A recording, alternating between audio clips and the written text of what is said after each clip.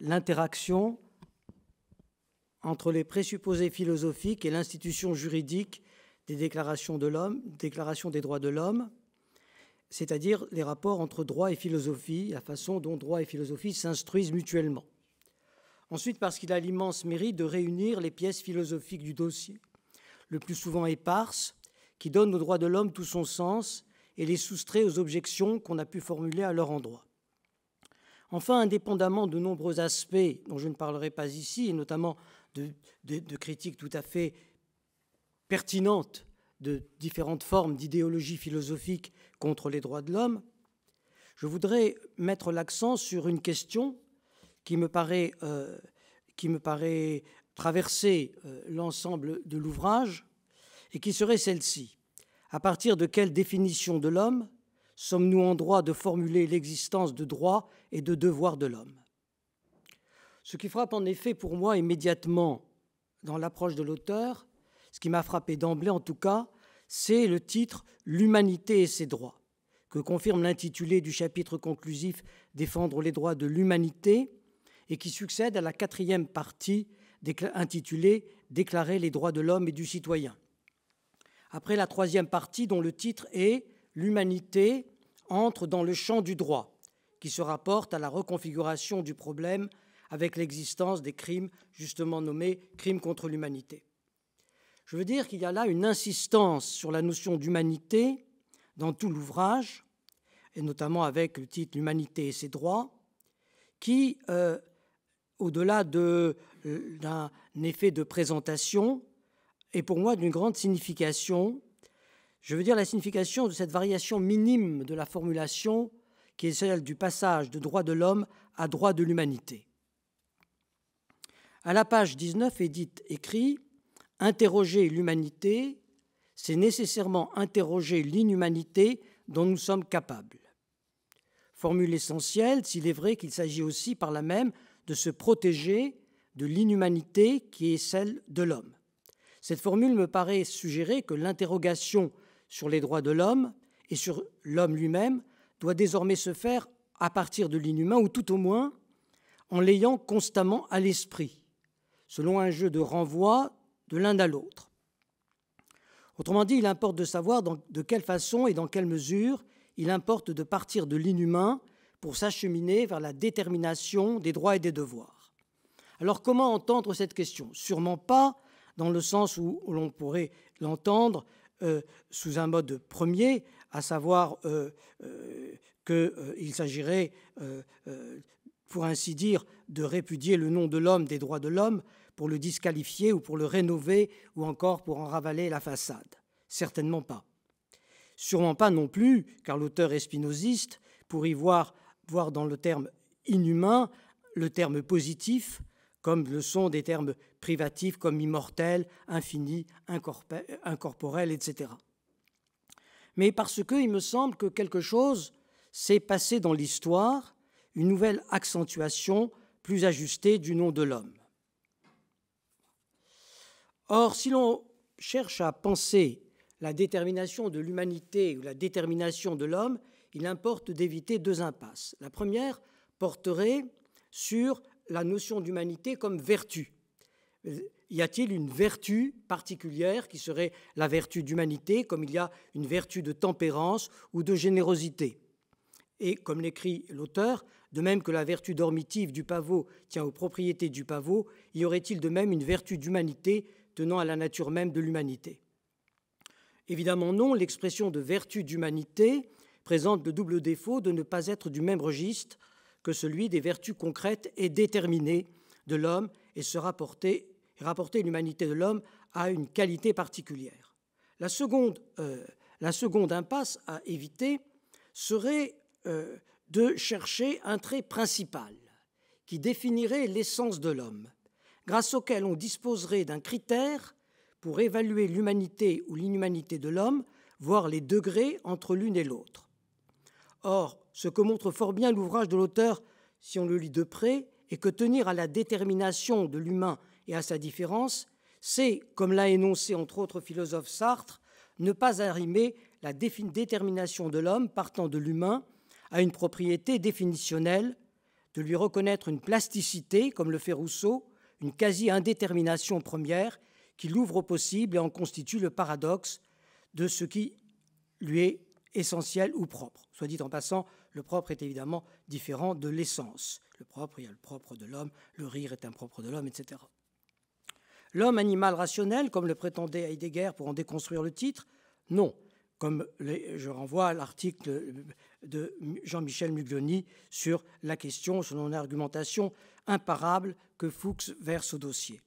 L'homme être sensible, capable de pitié, certes, mais les animaux aussi peuvent être capables de pitié et comme on le voit dans le second discours, comme Rousseau le montre dans le second discours sur l'origine de l'inégalité parmi les hommes. Et la pitié peut être dangereuse.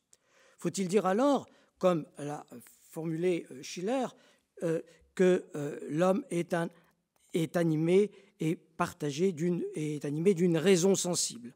Or, il y a là une forme trop oxymorique pour définir la chose. Alors, il me semble que l'auteur met en évidence comment la complexité de l'homme défait toute assignation à, je garde l'expression de propriété, bien que j'y inclus la notion d'essentialité, à une propriété définitionnelle et de deux façons. Elle renvoie, d'une part, à une complexité de déterminations extérieures, une surdétermination de celles-ci, entre lesquelles on ne saurait désigner la détermination qui commande toutes les autres. Elle ne fait pas signe vers quelque chose qui serait de l'ordre de la propriété. D'autre part, elle renvoie à une indétermination, celle de la liberté, qui ne peut pas figurer elle-même comme une qualité et n'est pas une propriété définitionnelle.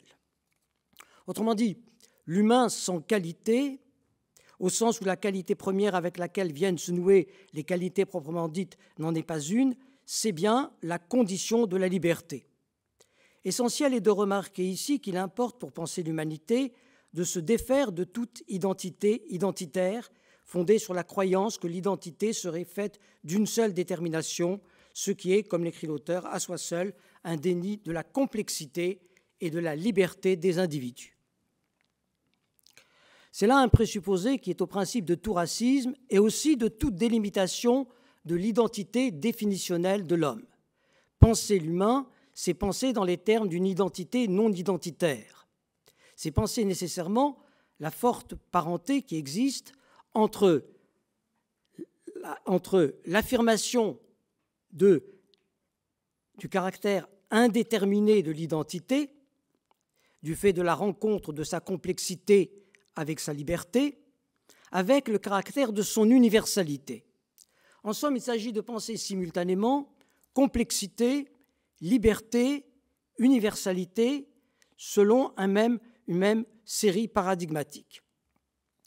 Aussi bien, il n'est pas indifférent, à mon avis, que dans son ouvrage, l'auteur fasse référence à la notion de condition humaine et non à celle d'essence, qu'elle fasse référence à Sartre et à la situation des hommes dans le monde qui toujours leur échoue en partage. Référence à Sartre, bien sûr, dont l'auteur est une lectrice scrupuleuse et, je dirais, vigilante, c'est-à-dire faisant le tri dans Sartre entre ce qui est défendable et ce qui ne l'est pas.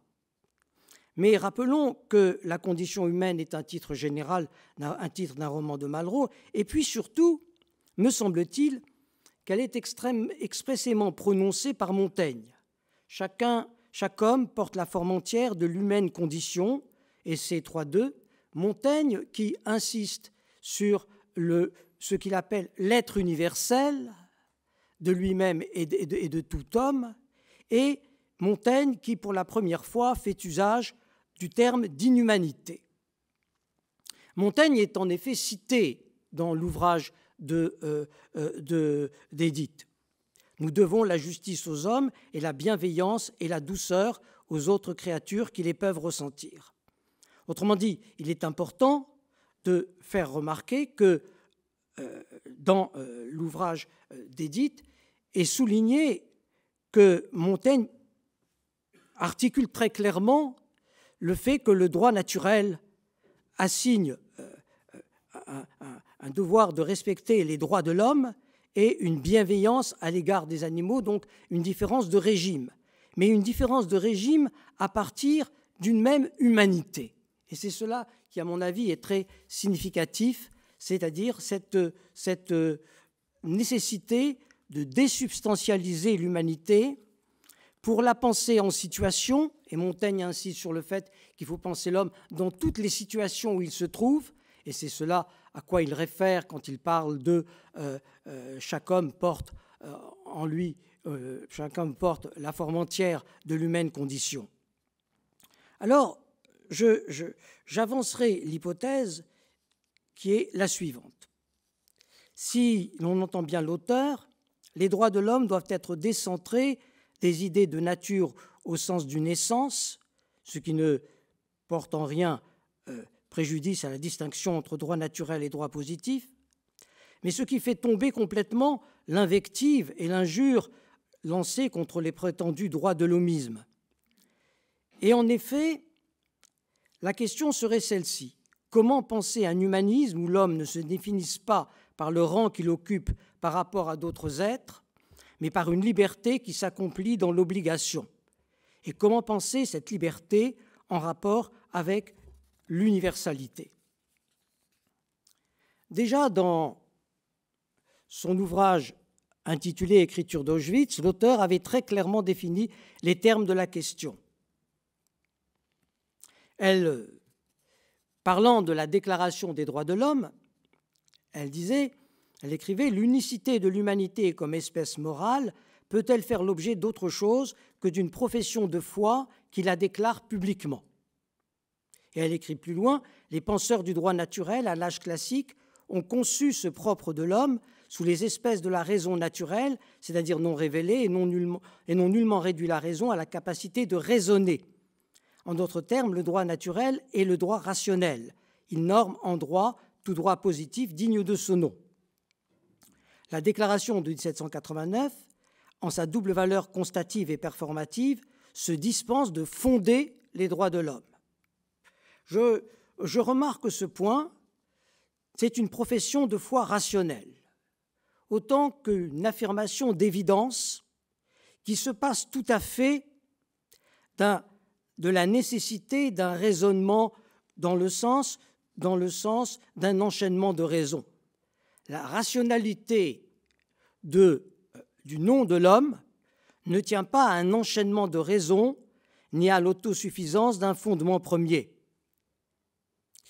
L'auteur est conduit à montrer le caractère insensé de l'affirmation de Lacoue-Labarthe dans Écriture d'Auschwitz, selon lequel, selon une définition très étroite de l'humanisme, la délestant de l'universalité, le nazisme serait un humanisme.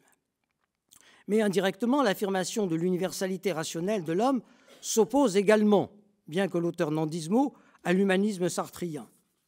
Le facteur d'universalité enveloppe en effet de lui-même la rationalité, l'implique latéralement.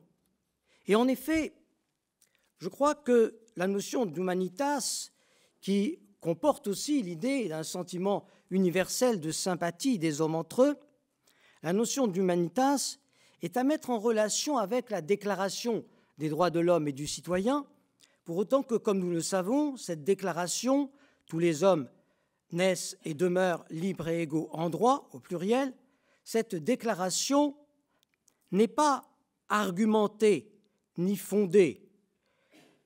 Elle se dispense de toute définition.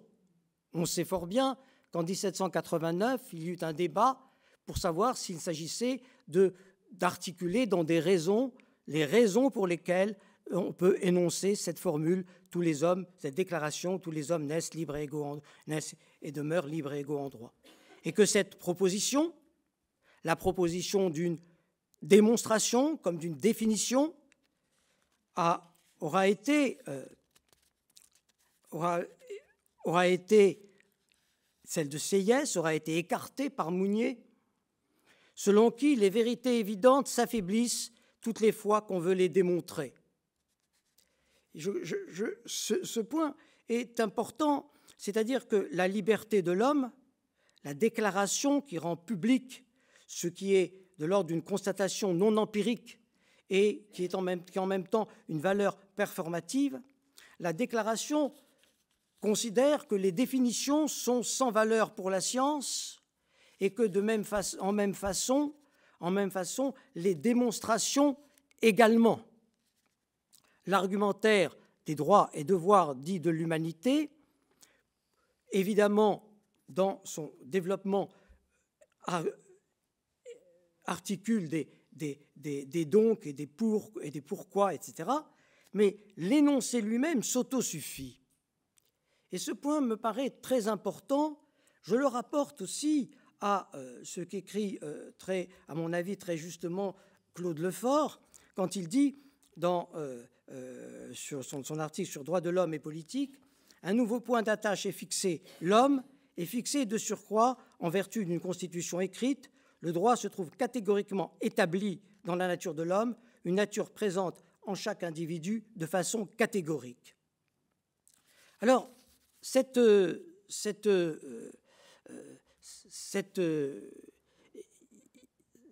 réalité, me semble-t-il, tient au fait que ce qu'est l'homme, et qui est déclaré par la Déclaration des droits, comme le dit Fuchs, à partir de l'auto-affirmation de la liberté, cette affirmation, cette déclaration de principe qu'il promulgue, cette égalité de tous, tous les hommes ont droit aux mêmes droits, eh bien, elle joue le rôle d'un repère symbolique qui se dispense d'une démonstration et d'une définition et qui s'appuie sur une indétermination première de l'homme qui est une indétermination qui contient et enveloppe son universalité. Dans un deuxième moment de mon argumentation, je voudrais donc revenir sur cette formule que cite Fuchs dans son livre en référence à Bernard Bourgeois, « L'homme est plus immense que le citoyen et la vie humaine que la vie politique ». Il me semble que c'est ici que l'on doit peut-être concevoir comment l'énoncé « tous les hommes naissent et demeurent libres et égaux en droit », l'énoncé de l'humanité et ses droits, est un énoncé qui s'appuie sur deux piliers, ou sur deux, pour reprendre une expression hugolienne, deux pôles du vrai, le singulier du droit et le pluriel. D'abord le pluriel. Tous les hommes naissent et demeurent libres et égaux en droit au pluriel. Ils ont tous les mêmes droits. Et ce n'est pas simplement qu'ils sont libres et égaux de principe. Mais deuxièmement, est contenu, me semble-t-il, dans cette déclaration, ce que Kant a mis en évidence, à savoir l'idée d'un droit originaire, d'un premier droit qui ne serait pas lui-même politique, d'un droit pré-politique, et qui, précisément par là, articule tout un ensemble de droits subjectifs avant même son inscription ou son instauration dans les droits politiques d'une nation ou d'un régime politique. Toute garantie présuppose, le paragraphe 9 de la doctrine du droit, toute garantie présuppose le sien de quelqu'un. Par conséquent, force est d'admettre, avant la Constitution ou abstraction faite de celle-ci, un mien et un tien extérieurs comme possible. Et il me semble que, au fond, l'humanité, les droits de l'humanité doivent être entendus à la fois depuis le singulier de ce droit originaire et le pluriel des mêmes droits. Et que c'est par rapport à ces deux pôles que la pensée d'Arendt représente, à proprement parler, non seulement une falsification de la pensée de Kant, mais un contre-modèle. Le contre-modèle, celui du droit à avoir des droits, ne efface la notion de droit originaire indépendamment de toute inscription dans une communauté politique et efface l'idée que les hommes ont droit tous au même droit. Eh bien,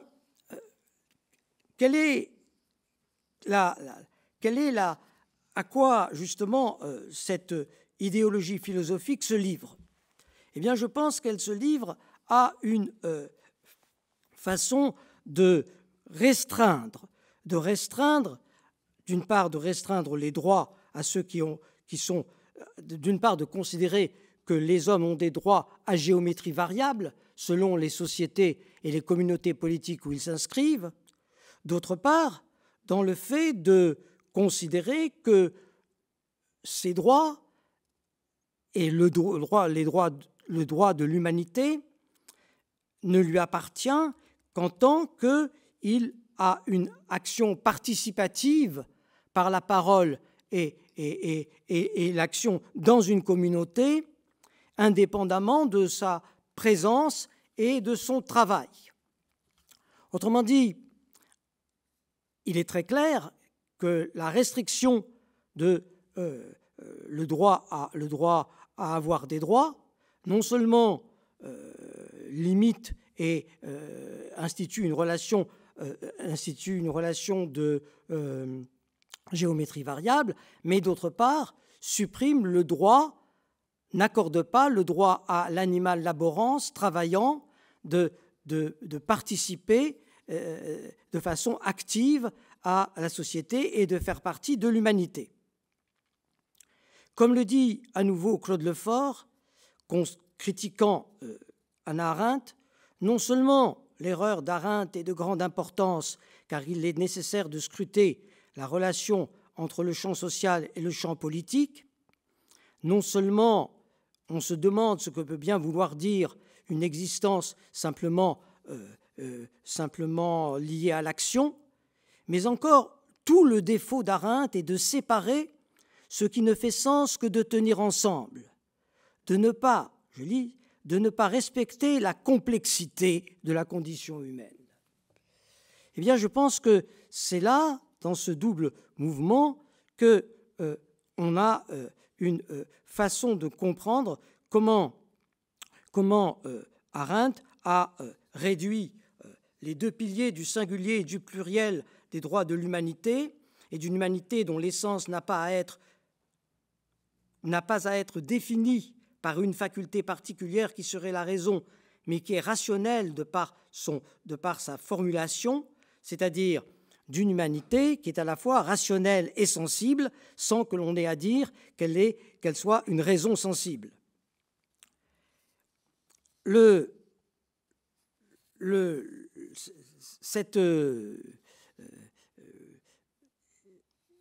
En même temps, la façon dont Arendt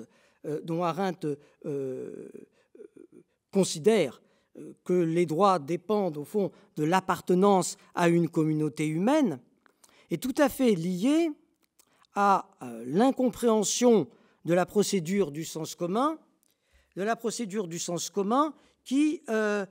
qu'elle entend comme d'une façon elle-même restrictive. Alors, plusieurs éléments sont pour moi décisifs sur le sens commun. Chez Kant, premièrement, penser par soi-même, c'est-à-dire refuser, je récapitule, refuser de penser sous tutelle, se dégager de la superstition, et le trait ici est précisément le fait de penser sans préjugés. Deuxièmement, le fait de penser en se mettant à la place de tout autre, pas de tout autre de la même communauté, de tout autre homme en général et de tout autre jugement possible, quel qu'il soit. Et nous avons là le critère de l'universalité.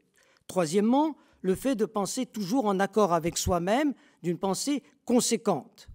Et ceci est à mettre en relation avec la formule de Kant, être conséquent, c'est la première devise d'un philosophe. Or, que fait Arendt?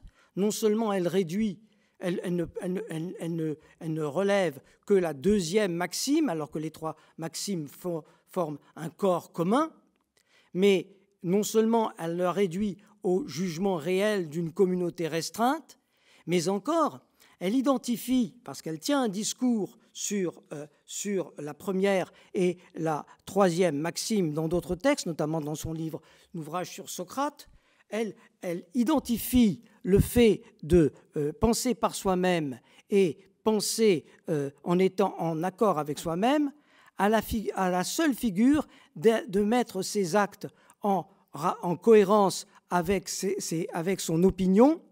C'est-à-dire que penser de façon conséquente, c'est simplement être sincère. Et ça n'est nullement, alors que le corps de ces maximes sont tendus vers cela, nullement se rapporter à une universalité et à une valeur commune qui est celle de la vérité.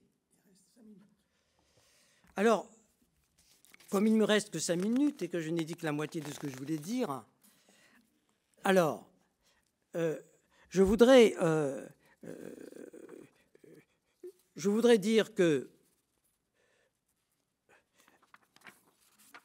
la Déclaration des droits de 1948, qui parfait la Déclaration des droits de 1789 sans non plus la limiter, eh bien, me paraît très importante parce qu'elle introduit, il n'y a plus la notion de citoyen dans le libellé même de la Déclaration, elle introduit cette notion de dignité. Cette notion de dignité qui est pour moi directement en rapport avec la notion d'humanité et qui, au fond, souligne bien à quel point il faut réintroduire le singulier du droit originaire d'une autre façon. Il faut réintroduire le fait de quelque chose qui, bien sûr, le droit n'est jamais au singulier, c'est-à-dire qu'un droit se compose avec d'autres droits. Et c'est pourquoi tous les hommes naissent et demeurent libres et égaux en droit au pluriel. Mais il faut ajouter la notion de dignité. La notion de dignité implique que justement ce qui a été mis à mal dans le crime contre l'humanité et devant l'humanité, c'est le respect que l'individu a envers soi-même et le respect par les autres de ce respect. Et c'est précisément par là qu'il y a une nécessité d'introduire cette notion de dignité, qui d'ailleurs est d'une certaine façon présente dans la formule de Rousseau. Renoncer à sa liberté, c'est renoncer à sa qualité d'homme, aux droits de l'humanité, même à ses devoirs. Il n'y a nul dédommagement possible pour quiconque renonce à tout.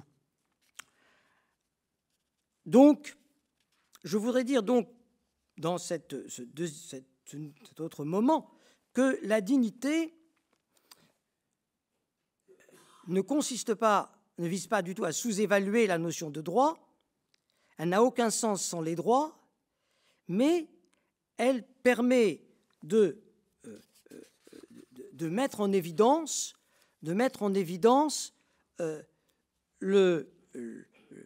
une extériorité à l'égard du seul respect des droits et à donner une nouvelle traduction à la notion de droit originaire qui inspire sans causer.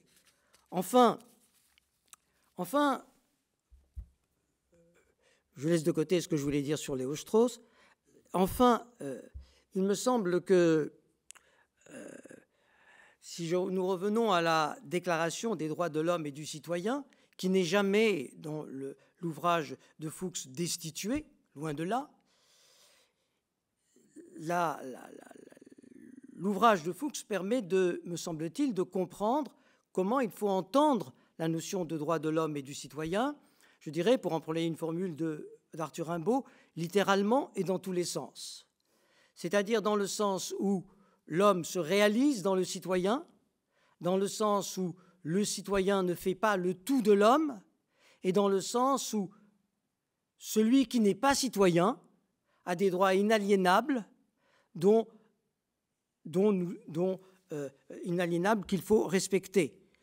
Et par conséquent, la formule des droits de l'homme et du citoyen prend un nouveau relief aujourd'hui par la valorisation justement des non-citoyens auxquels il faut accorder les droits inaliénables, et par la nécessité de comprendre que ce qui excède le citoyen ne le destitue pas, l'accomplit davantage, mais laisse toujours quelque chose en reste. S'il est vrai que ce qui est haï dans le crime contre l'humanité, c'est, me semble-t-il, le fait que l'homme est né libre, que l'homme est né aussi.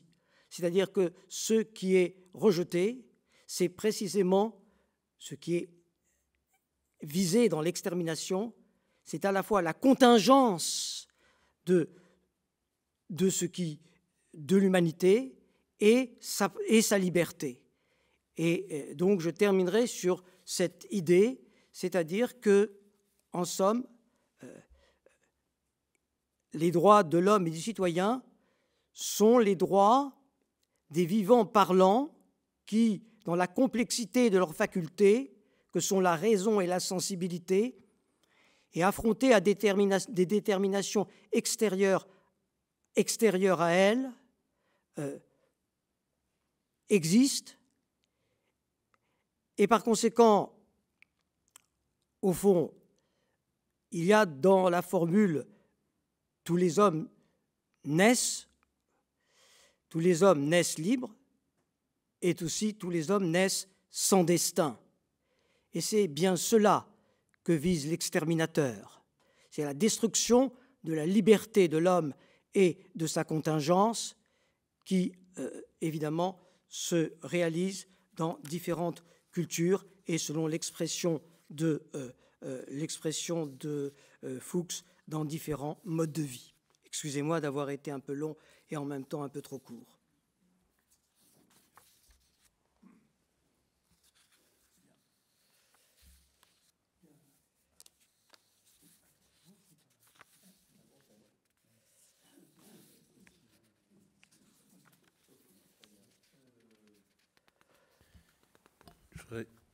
Voilà. Tu feras le chronomètre, c'est ça? Oui, je fais le chronomètre. Parfait. Alors, normalement, voilà. Oui, je voulais dire pour commencer que j'ai connu Édith Fuchs personnellement assez tard. Et la première fois que je l'ai vue, elle est venue à mon séminaire à l'école normale pour me remettre ce volume dont on a pas mal parlé ce matin, ce volume consacré aux philosophes, cette revue de l'histoire de la Shoah. C'est un volume qui a été assez important pour moi. Cela dit, c'est pas du tout de ce thème que je voudrais parler. C'est dans le prolongement du livre dont on vient de parler, L'humanité et ses droits, quelques réflexions sur la notion d'humanité et plus exactement sur la notion d'humanisme et sur les formes contemporaines de l'anti-humanisme. Et j'en distinguerai plusieurs et à la suite de quelques réflexions de l'humanité et ses droits par lesquelles je commencerai par une citation de ce livre.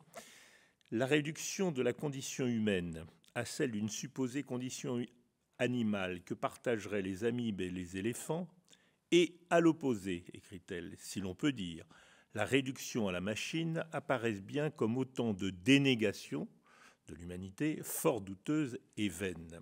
Alors ça, c'est une thèse avec laquelle je me sens en plein accord, et qu'il m'est même arrivé ici ou là de développer. Je vais la reprendre aujourd'hui sous un autre angle, et sous l'angle de l'anti-humanisme. Les frontières de l'humanité sont en effet devenues vagues et indistinctes aujourd'hui. J'ai coutume de dire que dans l'Antiquité, en particulier chez Aristote, les hommes étaient définis par deux grandes oppositions. Au-dessus d'eux, il y avait des dieux. Au-dessous d'eux, il y avait des bêtes. Ce que les hommes avaient en commun avec les uns les opposait aux autres, et ce qui les distinguait des uns les liait aux autres. Les hommes avaient en commun avec les dieux d'être rationnels, ce qui les opposait aux animaux qui ne peuvent ni argumenter ni raisonner, mais les hommes avaient en commun avec les animaux d'être des vivants mortels, ce qui les opposait aux dieux qui, eux, sont des vivants immortels. Il y avait donc trois faunes, si je puis dire, trois types de Zoa.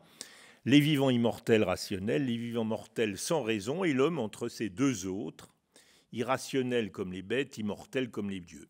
Alors voilà qui, d'une certaine manière, garantissait la condition humaine. L'homme est au centre du monde, non pas au sens où il en serait l'espèce la plus haute, mais au sens où sa propre nature, pour imparfaite qu'elle soit, était enserrée, si je puis dire, à mi-chemin entre deux natures parfaites, l'animal et le Dieu. Nous savions ce que nous avions à faire parce que nous savions qui nous sommes. Mais, si je puis dire, parce que nous ne savons plus qui nous sommes, et en particulier que nous ne sommes ni des bêtes ni des dieux, nous ne savons plus ce que nous sommes et donc ce que nous devions être, ce que nous devons être. Dans l'Antiquité, chacun le sait, vouloir se grandir jusqu'au ciel des dieux, c'était péché par hubris, par démesure de celui qui veut dépasser les limites naturelles. Inversement, tendre à s'abaisser jusqu'au niveau des bêtes, abandonner sa faculté rationnelle, c'était tomber dans la bestialité honteuse.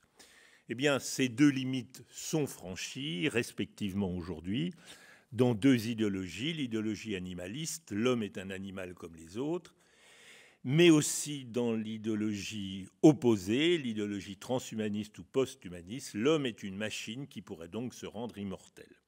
Alors comment en est-on arrivé là? Edith Fuchs, à un moment de son livre, fournit une piste dans laquelle je voudrais prolonger. Elle écrit « Cette double et symétrique dénégation de notre humanité, donc la réduction d'un côté de l'homme à l'animal, d'un autre côté la réduction à la machine, est parée des deux côtés de la grande autorité de connaissances scientifiques interdisciplinaires. » Alors c'est ce point que j'aimerais développer. L'image de l'homme réduit à un animal ou un dieu-machine est en effet récente. Elle s'est imposée progressivement dans la pensée contemporaine depuis le début du siècle. Elle est l'effet de divers bouleversements politiques, intellectuels et moraux qu'il serait complexe et long d'analyser. Mais il y a un facteur souvent ignoré que je voudrais mettre en évidence.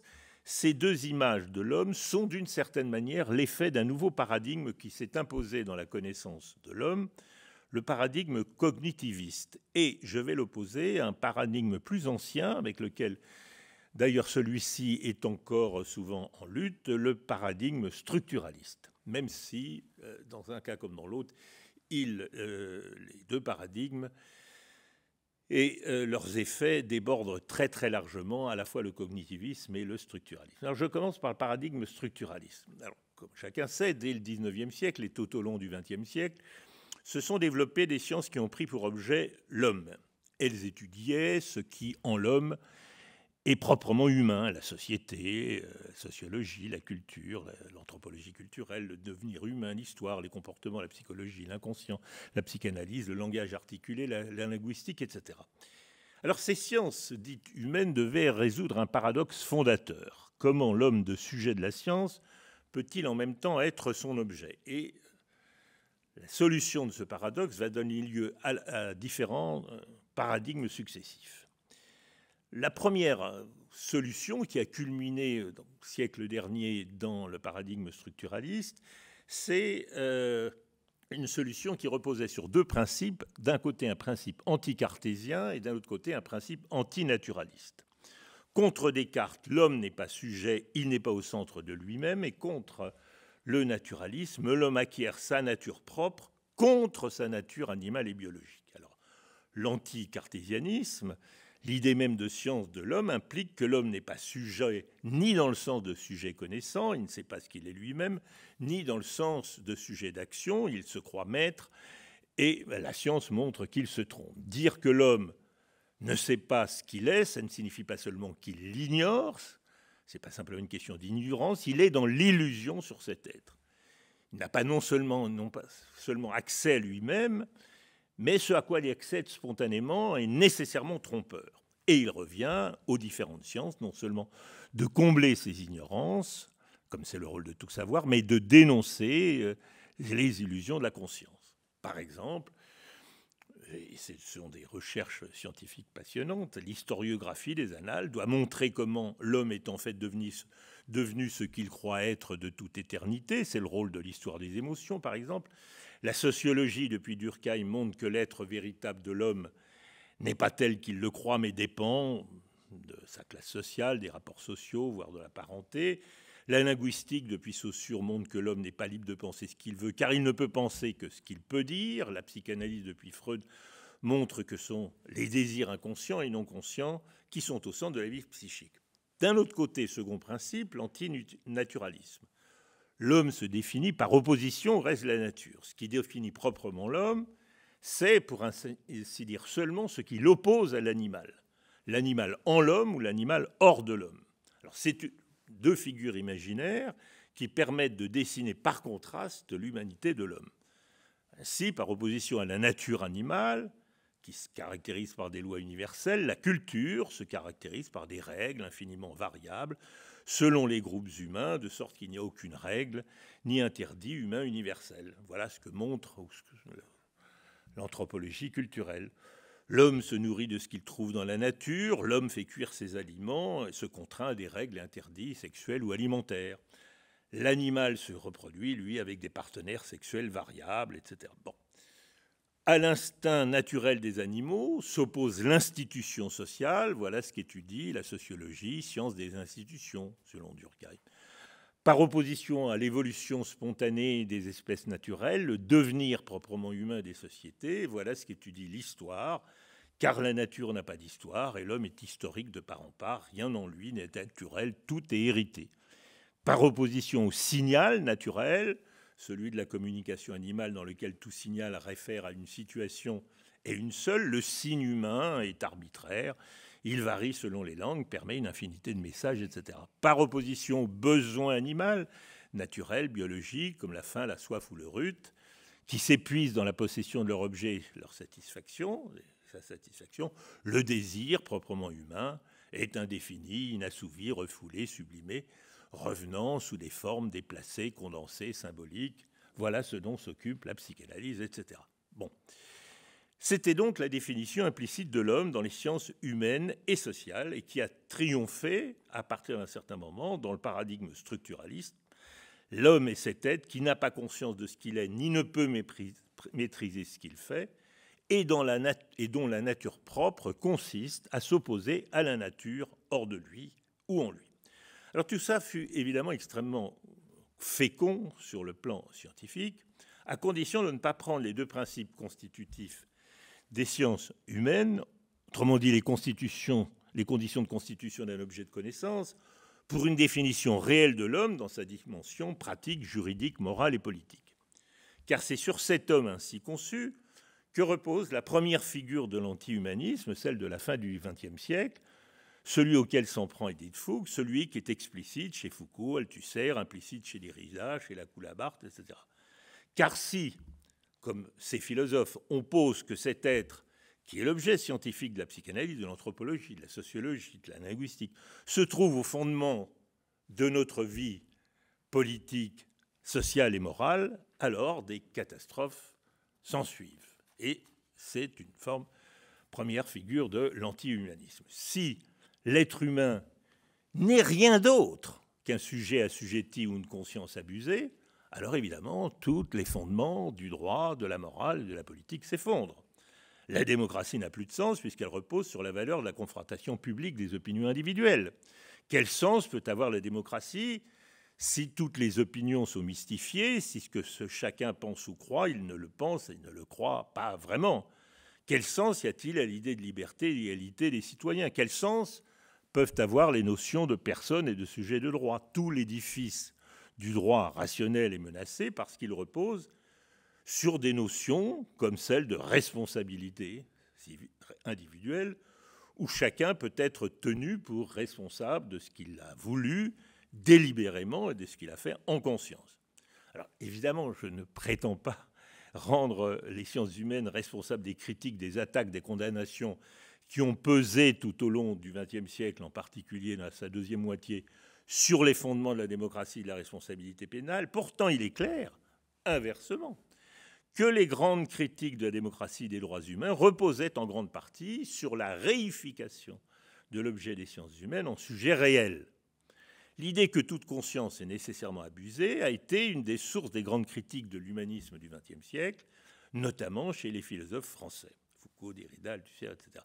Ce qui est en question dans cet anti-humanisme des philosophes, c'est cette critique du sujet qui permet à la Coulabart de dire la thèse à laquelle s'en prend légitimement Edith Fuchs, cette horreur, le nazisme est un humanisme, je le cite donc, en tant qu'il repose sur une détermination de l'humanitas, à ses yeux plus puissante, plus effective que tout autre, le sujet de l'autocréation absolue, même s'il transcende toutes les déterminations du sujet moderne dans une position immédiatement naturelle, rassemble et concrétise les mêmes déterminations et l'institue comme le sujet absolument parlant. Je n'ai pas tout à fait compris la syntaxe de cette phrase, mais enfin, en gros, si j'ai bien compris, le sophisme donc qu'on trouve dans cette thèse, et un peu partout chez les heideggeriens est simple, l'humanisme repose sur une conception dite cartésienne de l'homme, un sujet absolu, maître de ce qu'il est et de ce qu'il fait. Cependant, à un nouveau paradigme dans la connaissance de l'homme va correspondre une nouvelle forme d'anti-humanisme. La grande science du XXe siècle était la physique. Depuis le tournant du siècle, c'est la biologie. La physique au XXe siècle laissait donc une place pour un autre modèle de scientificité réservé à la connaissance de l'homme. Il n'en va pas de même des sciences du vivant, qui ont forcément tendance à phagocyter les sciences plus molles qui se trouvent à leurs frontières et à leur imposer leur propre modèle naturaliste. C'est ainsi qu'un nouveau paradigme s'est installé dans la connaissance de l'homme au tournant du XXIe siècle. Elle est due au prodigieux développement des sciences du vivant et de leur dépendance. D'abord les neurosciences, appuyées sur l'imagerie cérébrale, mais aussi la biologie de l'évolution, la primatologie, l'éthologie, la paléoanthropologie, mais aussi la sociobiologie, la psychologie évolutionnaire, etc. Un nouveau paradigme s'impose, le paradigme dit cognitiviste. Il est capable, lui aussi, de fédérer un vaste ensemble de disciplines, plus vaste encore que le paradigme structuraliste du siècle dernier, car il s'agit là non seulement de la linguistique, de la psychologie, de l'anthropologie, mais aussi des neurosciences, de l'informatique, de la logique mathématique, de l'intelligence artificielle, etc. Alors, le paradigme intègre des programmes de recherche nouveaux, par exemple la psychologie évolutionnaire, la téléosémantique, la biosémantique, et des théories philosophiques locales ou globales comme la philosophy of mind, philosophie de l'esprit. Ce groupe de disciplines partage entre elles la même position méthodologique, étudier les conduites humaines comme des phénomènes naturels, un même présupposé métaphysique, le monisme matérialiste, et une même image de l'homme, c'est un être biologique. Et donc un même type d'objet qui s'appelle la cognition. La cognition, autrement dit la pensée, c'est un objet, mais cette cognition, qu'elle soit humaine, animale ou artificielle, plus généralement, c'est tout système d'acquisition, de conservation ou d'utilisation des connaissances ou traitement de l'information, perception, mémoire, raisonnement, calcul. Alors cela dessine une nouvelle image de l'homme en opposition frontale avec celle des sciences humaines du siècle dernier. Quelle est cette nouvelle image de l'homme ? On peut la caractériser, là encore, en deux mots. Par opposition à l'antinaturalisme et à l'anticartésianisme du siècle ou du paradigme précédent, l'homme est un être de nature, c'est un vivant comme les autres, ni plus ni moins. Et par opposition au principe anticartésien, ce qui caractérise l'homme, comme tous les autres vivants, puisqu'il faut être en accord avec le premier principe, c'est un esprit, lui-même réductible à la calculabilité. Ainsi, les phénomènes mentaux constituent une classe particulière de phénomènes naturels, ce qui permet aux sciences cognitives de se constituer en sciences naturelles de l'esprit, en récusant toute dualité du physique et du mental. Donc l'homme est un animal comme les autres. Cela implique évidemment qu'il n'a pas d'essence fixe, universelle et nécessaire, qu'il n'y a pas de différence spécifique de l'espèce humaine, que ce soit le langage, l'intelligence ou la rationalité. Non seulement le cerveau des primates semble pouvoir rivaliser avec celui des hommes, mais les ordinateurs sont capables de performances individuelles bien supérieures à n'importe quel cerveau humain. De là, le développement exponentiel, comme on sait, de l'intelligence artificielle. En fait, toute pensée traitant des informations ou manipulant des représentations peut être décrite comme un calcul qui, à son tour, peut être considéré comme une suite d'opérations logiques effectuées sur des symboles abstraits. Le modèle computationnel permet de résoudre le défi de toute science de l'homme, mais d'une autre façon que dans le paradigme structuraliste. On va pouvoir étudier la subjectivité de l'esprit sans renoncer à l'objectivité de la science, mais au contraire du paradigme structuraliste qui entendait construire un modèle alternatif de rationalité grâce à la notion de structure, par exemple, les sciences cognitives se veulent scientifiques parce qu'elles sont des sciences naturelles. J'ouvre une parenthèse, je cite une phrase d'Edith Fuchs. Qui, demande-t-elle, défendra les humanités éducatrices à l'humanité si la raison est réduite à sa capacité à calculer, si l'esprit est le cerveau et si ce dernier est une machine de Turing. Je ferme ma parenthèse. En effet, comme il n'y a aucune différence de nature entre l'organique et le cybernétique, les êtres biologiques et les êtres bioniques sont dotés de capacités comparables, donc ils sont a priori moralement égaux. Comme il n'y a aucune différence de nature entre l'homme et les autres animaux, ils sont dotés de capacités comparables, ils sont donc a priori moralement égaux. Ainsi s'écroulent deux frontières ontologiques. Au nord, celle séparant l'esprit humain de celle de la machine, des autres machines, si l'on peut dire. Au sud, celle séparant l'homme de l'animal, des autres animaux, comme on dit. Alors, ces deux formes de réduction alimentent les deux idéologies anti-humanistes contemporaines, distinctes de l'anti-humanisme des philosophes du siècle dernier, l'animalisme et le post-humanisme. Là encore, je me garderai bien de dire que les conditions de constitution du nouvel objet scientifique, la cognition, due au développement parallèle des neurosciences et de l'informatique, je me garderai bien de confondre ces conditions de constitution épistémologique avec l'utilisation idéologique, politique et morale de cette image de l'homme. Il n'en demeure pas moins que c'est sur le fond de cette révolution épistémologique et scientifique que s'édifient nos deux éthiques contradictoires, avec deux nouvelles images de l'homme, très différentes de celles qui étaient véhiculées au siècle dernier. Quelle image de l'homme véhicule l'idéologie animaliste ? L'homme est un animal comme les autres, à cela près qu'il est le plus nuisible d'entre eux, car il est le super prédateur de toute la nature, il a colonisé tous les territoires où sa propre vie était possible, il a rendu impossible la vie de nombreuses espèces, il a fait des autres animaux l'esclave de ses besoins, le jouet de ses caprices, ses techniques invasives et dévastatrices détruisent chaque jour de nombreux écosystèmes, elles accélèrent la diminution de la biodiversité et la dégradation inéluctable de la biosphère. L'Homo sapiens est l'espèce destructrice de la nature, de la planète et de la vie. Cette image est-elle adéquate ? Oui, pas de problème. On peut le dire en un sens. Quelle image de l'homme véhicule l'idéologie transhumaniste ? L'image inverse. L'homme est un héros conquérant, demi-dieu, vainqueur de la nature, grâce à son intelligence prométhéenne et à son habileté technique. La nature l'avait dépourvu, il s'est pourvu lui-même. Ses techniques ont dompté les fleuves, ensemencé les plaines, creusé la terre pour leur extraire les matériaux et l'énergie. La nature lui prodiguait plantes et animaux, il les a domestiqués, il a inventé des espèces des végétales nouvelles pour se nourrir ou se soigner, des espèces animales adaptées à son usage ou à ses loisirs. La nature lui avait donné la douleur pour l'avertir des dangers, il a inventé les analgésiques. La nature l'accable de maladies, il se donne des remèdes et des vaccins. Sa nature animale le voue à la mort, il s'efforce donc par tous les moyens de lutter contre elle et de se rendre immortel. Alors, cette image est-elle conforme ? Oui, ni plus ni moins que la précédente. Vous pouvez choisir, elles sont tout aussi fausses et unilatérales l'une que l'autre.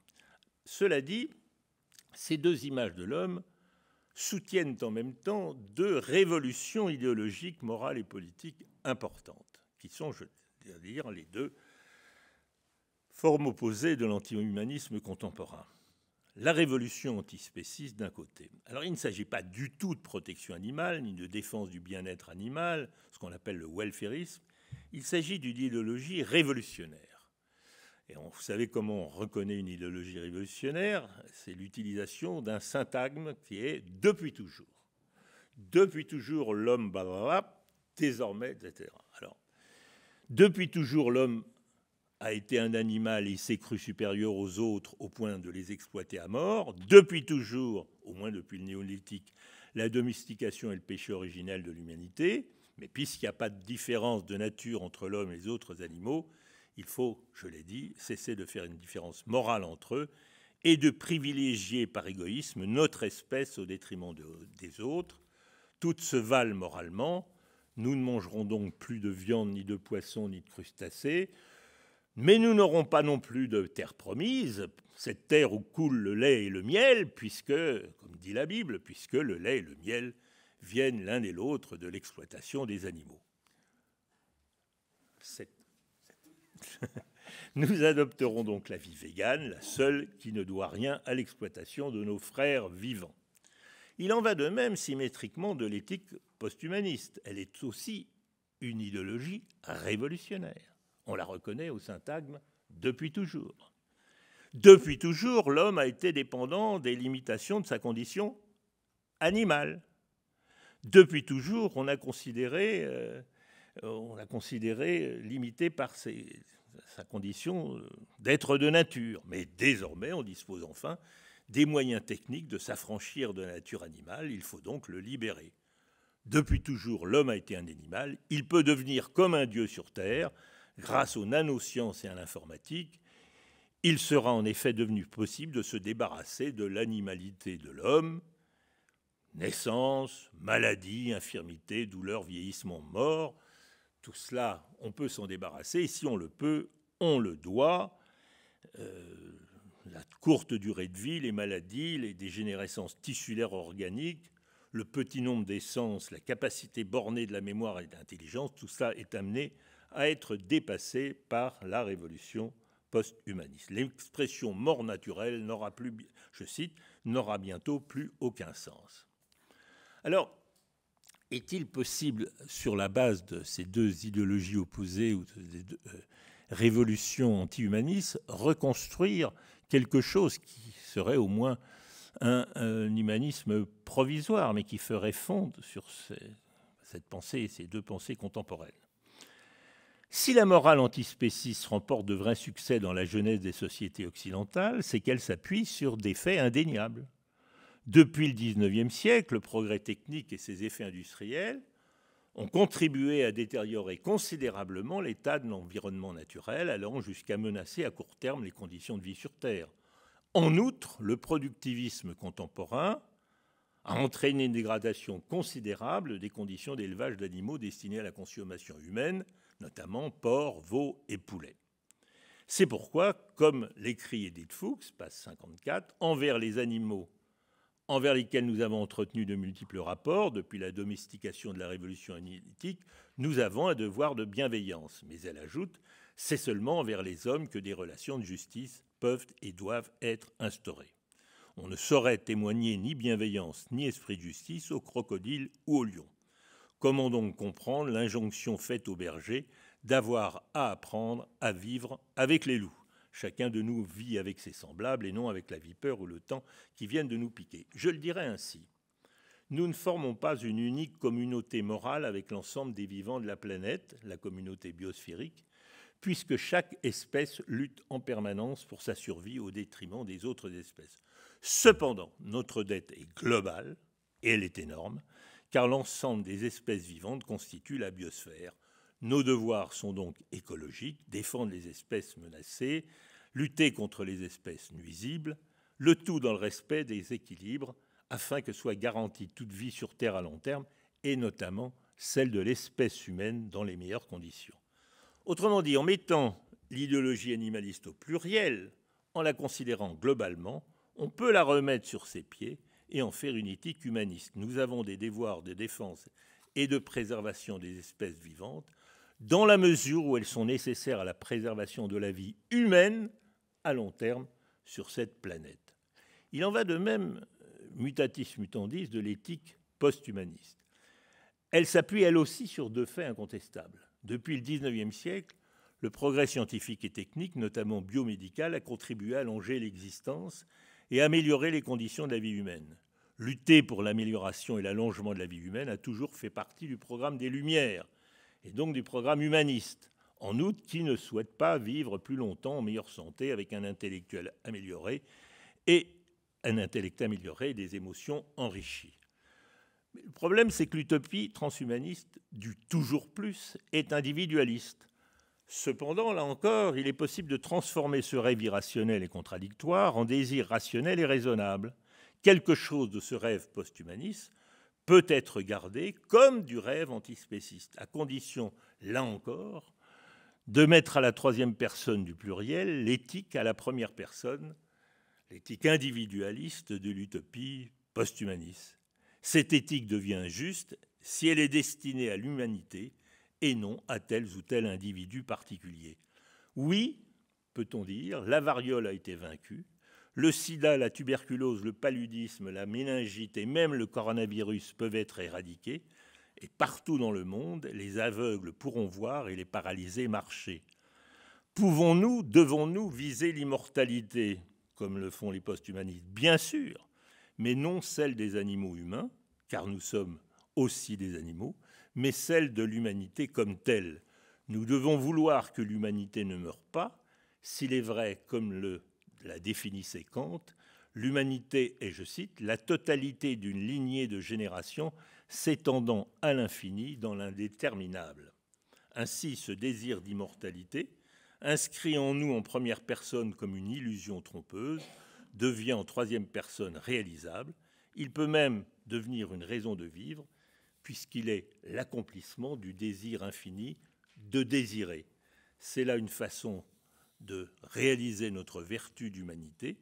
S'il est vrai que, comme le montre Edith Fuchs, après Kant, cette vertu tient tout entière dans l'aptitude de chacun à s'élever au point de vue de tout autre. Page 35. Je vous remercie.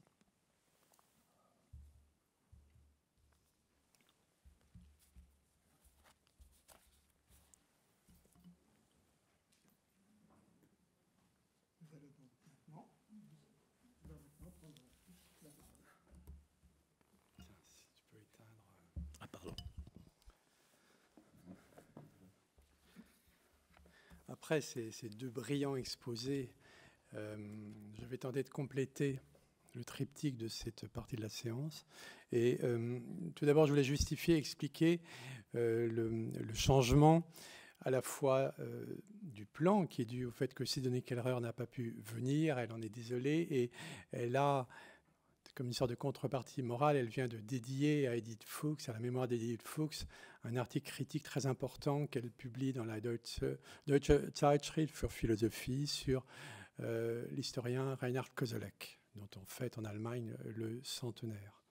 De ce fait, je voulais à l'origine me centrer sur la défense de la philosophie par Edith Fuchs dans son premier grand livre, et finalement porter à la fois par ma réflexion sur la pensée d'Edith, puisque ce sera vraiment l'objet de ma contribution, et aussi pour faire un peu corps avec les thèmes de mes deux collègues, je vais aussi parler de cette défense de l'humanité qui est au centre de son troisième livre, avec l'idée que défense de la philosophie et défense de l'humanité sont au fond la même cause. D'où le fait que mon intervention est réintitulée de la manière suivante. Nouveau titre, Humanité et philosophie, deux défenses conjointes dans l'œuvre d'Edith Fuchs. Et je propose de mettre cette intervention sous le signe d'une formulation d'Edith que vous trouvez à la page 291 de Entre chien et loup, où elle écrit « Déporter la philosophie vers la vision du monde revient à la destruction de celle-ci ». Je trouve que c'est une très belle formule, où même le choix du verbe est bien pensé. Déporter la philosophie vers la vision du monde, la Weltanschauung, revient à la destruction de celle-ci. Alors, l'esprit de cette journée nous invite à joindre, comme le thématisait ce matin Jean-Michel, joindre ensemble l'amitié, l'hommage et l'étude, l'amitié parce qu'Édith a su nouer avec chacun de nous des liens d'amitié profondes que même la mort n'arrête pas.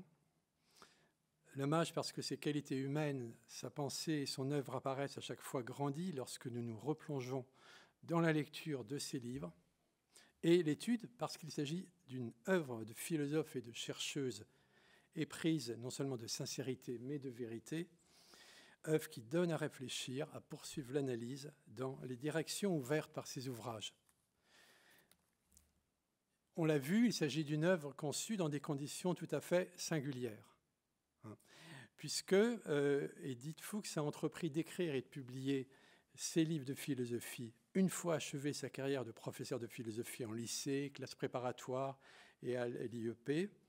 Et c'est sur une décennie seulement que paraît cette trilogie Entre chien et loup, Écriture d'Auschwitz, l'humanité et ses droits, avec le grand opus collectif des philosophes à la Shoah et le manuscrit que nous aurons, j'espère, bientôt à lire, Sartre et les écrivains.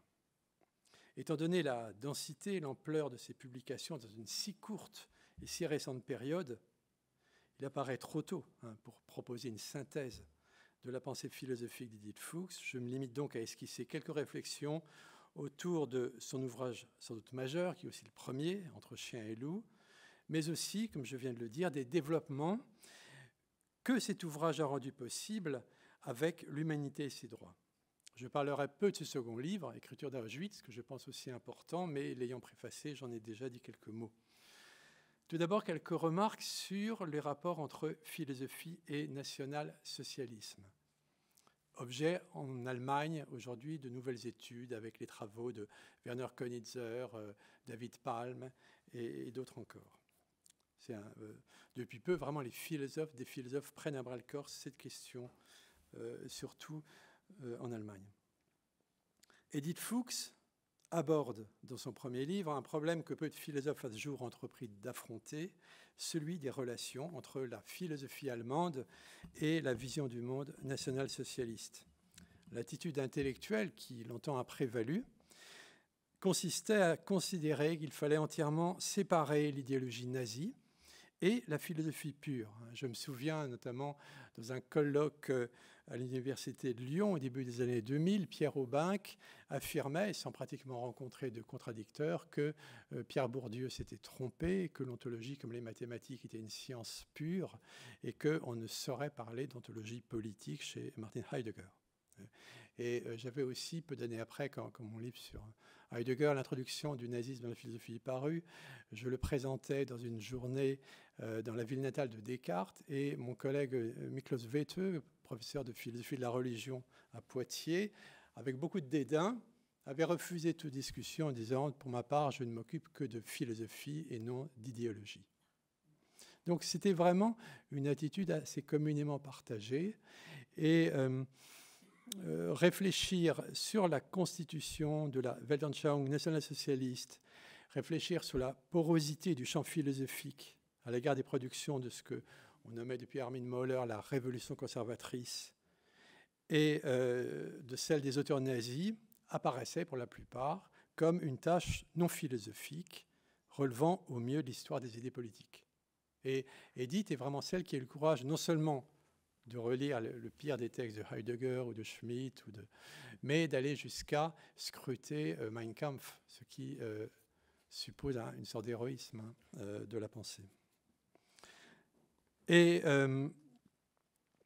je donnerai aussi un exemple qui m'a beaucoup frappé, parce que j'avais bien connu Maurice de Gandillac, pour qui j'ai une grande estime, mais je n'ai jamais, j'avoue, j'étais trop jeune, je n'ai jamais osé lui poser la question.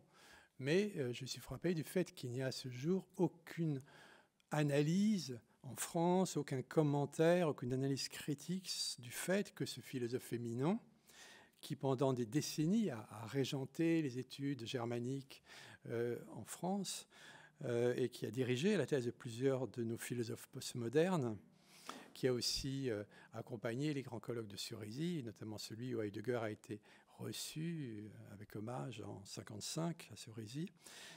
Donc comment un esprit du niveau de Gandillac a-t-il pu en 1942 publié des traductions des sermons de Maître Eckhart, des sermons allemands de Maître Eckhart, en traduisant à la fin de son introduction 2 pages du mythe du XXe siècle de Rosenberg.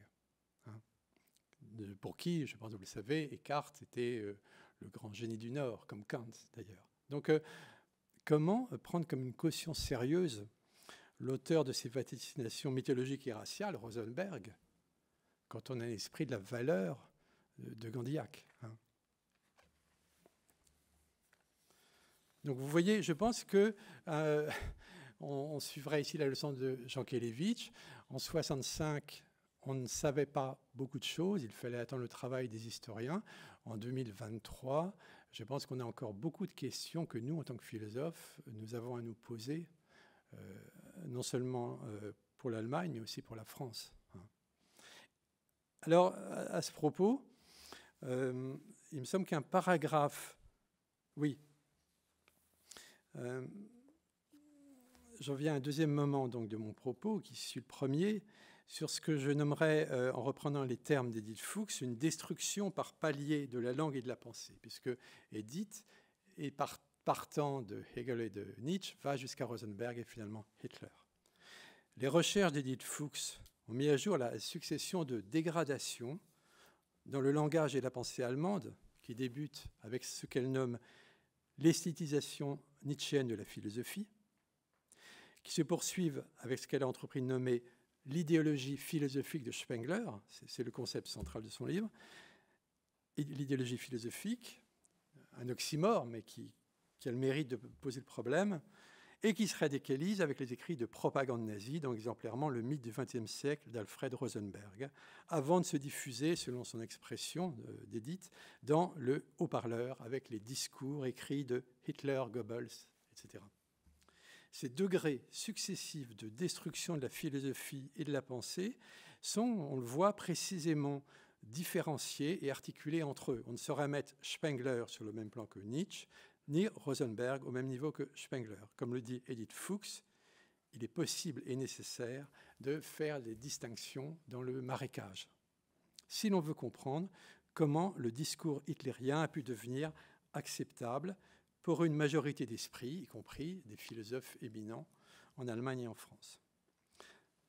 La grande originalité de cette étude réside dans sa volonté de dépasser la séparation tranchée entre idéologie et philosophie, ou plutôt de montrer qu'il existe une succession de degrés dans la dégradation, non seulement de la pensée, mais aussi du langage.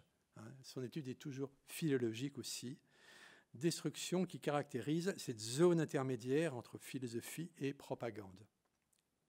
La force de l'analyse tient dans l'examen des textes, patiente, dans l'étude de l'usage des termes, des formes d'écriture, des registres de discours, qui s'appuient sur les travaux pionniers de Victor Klemperer sur la Lingua Tertium Imperii, la LTI, et de Jean-Pierre Faye sur les modes de langage et de récit des révolutionnaires conservateurs. L'analyse philosophique a en effet besoin, sur ces questions, de prendre constamment appui sur la philologie critique. Un paragraphe de l'introduction d'Edith mérite à ce propos d'être cité. « Revenons plus au centre de notre affaire, écrit-elle, et à cette énorme littérature, écrite et reçue pour philosophique, qui aurait contribué à rendre l'hitlérisme acceptable. En adoptant, façon de saluer à la fois son stoïcisme et son travail, le sigle LTI, forgé par Klemperer, élargi par Jean-Pierre Faye en LTI philosophique, il nous faudrait cerner comment sont écrits des ouvrages de fausse philosophie composée par des hommes instruits, la fausse philosophie qui est aussi une philosophie fausse, plagie, parodie, travestie, dévoie le travail philosophique. Page 130. Dans cette question, qu'elle circonscrit précisément, Edith Fuchs a su faire la synthèse de plusieurs interrogations. Celle, tout d'abord, de la destruction nazie de la langue allemande, celle ensuite de l'acceptabilité du discours de Hitler rendu possible par la circulation des langages totalitaires, celle enfin de ces œuvres qui ont su se donner les apparences de la philosophie tout en la détruisant de l'intérieur. Edith Fuchs, sur ce point, rejoignait la problématique directrice de mon travail critique sur Heidegger. Comment se fait-il, par exemple, qu'en France, les archives Husserl, ce qui n'est pas le cas de Louvain, sont devenues de fait des archives Heidegger pour une grande partie. Donc, alors factuellement, après avoir lu mon premier livre sur Heidegger, Edith Fuchs, que je ne connaissais pas, m'a adressé en 2006 les 2 premiers chapitres de son manuscrit sur Carl Schmitt et sur Nietzsche, et elle avait fait de même un peu plus tard avec Georges Bensoussan, puis avec Bernard Bourgeois, mû par le besoin légitime de voir comment ses premiers lecteurs allaient recevoir la pertinence de cette démarche. Et le 7 janvier 2007, elle m'écrivait « Je continue pour être au clair avec moi-même ce que j'appelle mon devoir de piété ». Formule frappante chez une philosophe aussi laïque d'esprit, dont je n'ai pu saisir toute la signification que plus tard, lorsqu'il est paru l'article dans lequel Edith chronique, à partir d'un minutieux examen de ses archives, la façon dont les rapes de 42 ont frappé sa famille. Et je lui répondais le même jour, « Vos analyses sont franchement passionnantes, il faut absolument que vous continuiez ce travail et en tirer un livre qu'elle a mis encore finalement 4 ans à peaufiner, à terminer, en ajoutant à la demande de Condominas une annexe sur les auteurs folkish et nazis. Finalement, elle est allée jusqu'au bout de cette cascade de dégradation dans tous les registres de discours. Il n'y a pas d'équivalent aujourd'hui à ce livre majeur. Et donc, à partir de là, un dialogue philosophique s'est engagé, qui s'est poursuivi surtout à partir de 2012, où Edith est venue présenter son livre à l'Université de Rouen. Si cette œuvre publiée d'Edith Fuchs s'est pour l'essentiel constituée sur le temps court d'une décennie, on a vu qu'elle procède de la maturation de toute une vie, maturité philosophique qui explique sans doute le fait qu'elle avait, en 2006, une grande longueur d'avance sur la plupart de nos contemporains. J'ai été frappé du fait, et même ça me déconcertait, en 2006, je devais encore, et j'ai dû continuer à le faire pendant plus d'une décennie, continuer à faire la preuve sur différents continents du fait que le cœur de la philosophie heideggerienne était visiblement folkish, raciste, génocidaire, comme le dit Alexander Dugin. On peut résumer toute la pensée de Heidegger à « Das Dasein existiert folkisch ». À l'époque, il fallait le montrer. Edith Fuchs avait déjà dépassé cette étape. Elle avait 15 ans d'avance. Elle savait que le vrai problème, celui qu'on affronte maintenant, c'est celui de comprendre, de saisir quel est le statut d'une telle œuvre. Et on peut dire qu'il aura fallu la publication en 2014 des Cahiers noirs pour que ce soit confirmé, au-delà même de ce que j'avais souhaité prouver, cette radicalité de l'antisémitisme et d'une construction complotiste, génocidaire, étant donné le traitement heideggerien des thèmes de ce qu'il nomme la Machenschaft, la manigance, ou encore de la Vernichtung, de l'extermination. Et donc, Edith Fuchs est vraiment l'une très rare en France, avec notamment Henri Méchenique et François Rastier, à avoir d'emblée saisi la pertinence de cette exploration de la destruction conjointe de la langue et de la philosophie. Et on voit Méchenique, Rastier, ce sont des linguistes, des sémioticiens. Il fallait passer par cette attention au langage.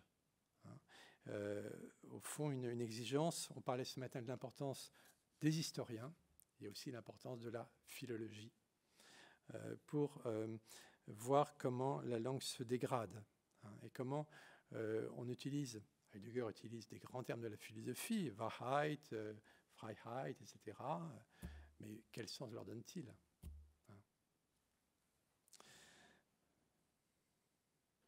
Alors, dans l'introduction de son livre, elle parle, et les formules sont fortes, d'un massacre de la langue et même de l'assassinat de la pensée. Et elle observe en outre, à propos de Heidegger, je cite, que beaucoup de traductions françaises de Heidegger adoptent un tour étonnant. Le français se met à prendre une allure angoissée, obscure. Vous connaissez la temporalité et autres. Comme s'il fallait ressusciter, et ailleurs, et plusieurs décennies après, un trait caractéristique de la littérature pré-nazie et nazie que nous venons d'évoquer. Et c'est intéressant de voir que, vous voyez, on On sort des vieux néologismes comme historial pour traduire geschichtlich. Aujourd'hui, Alexander Dugin explique que le russe actuel est trop occidentalisé, que pour traduire Heidegger en russe, il faut recourir aux vieux slavons d'église du XIIe siècle.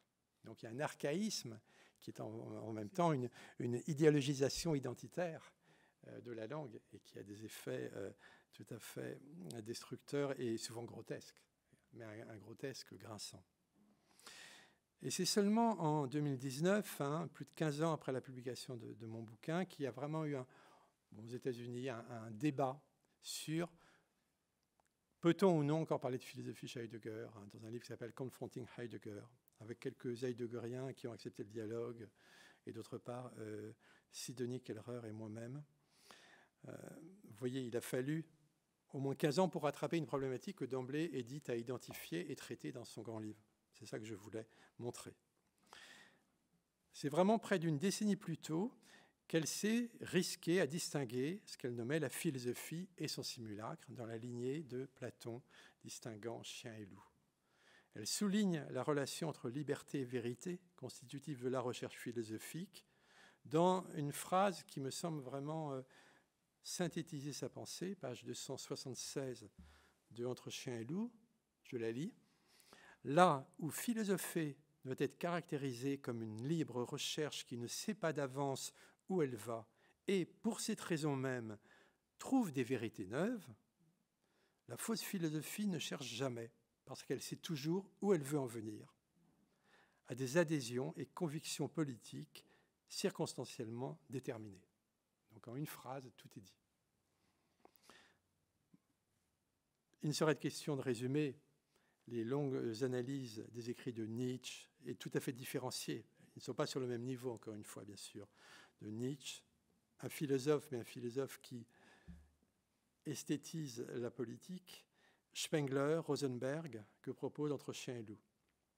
Le centre de l'enquête, peut-être le cœur de l'ouvrage, se trouve dans la lecture magistrale de la fausse philosophie de Spengler, lui qui se glorifie d'avoir écrit un ouvrage de philosophie allemande.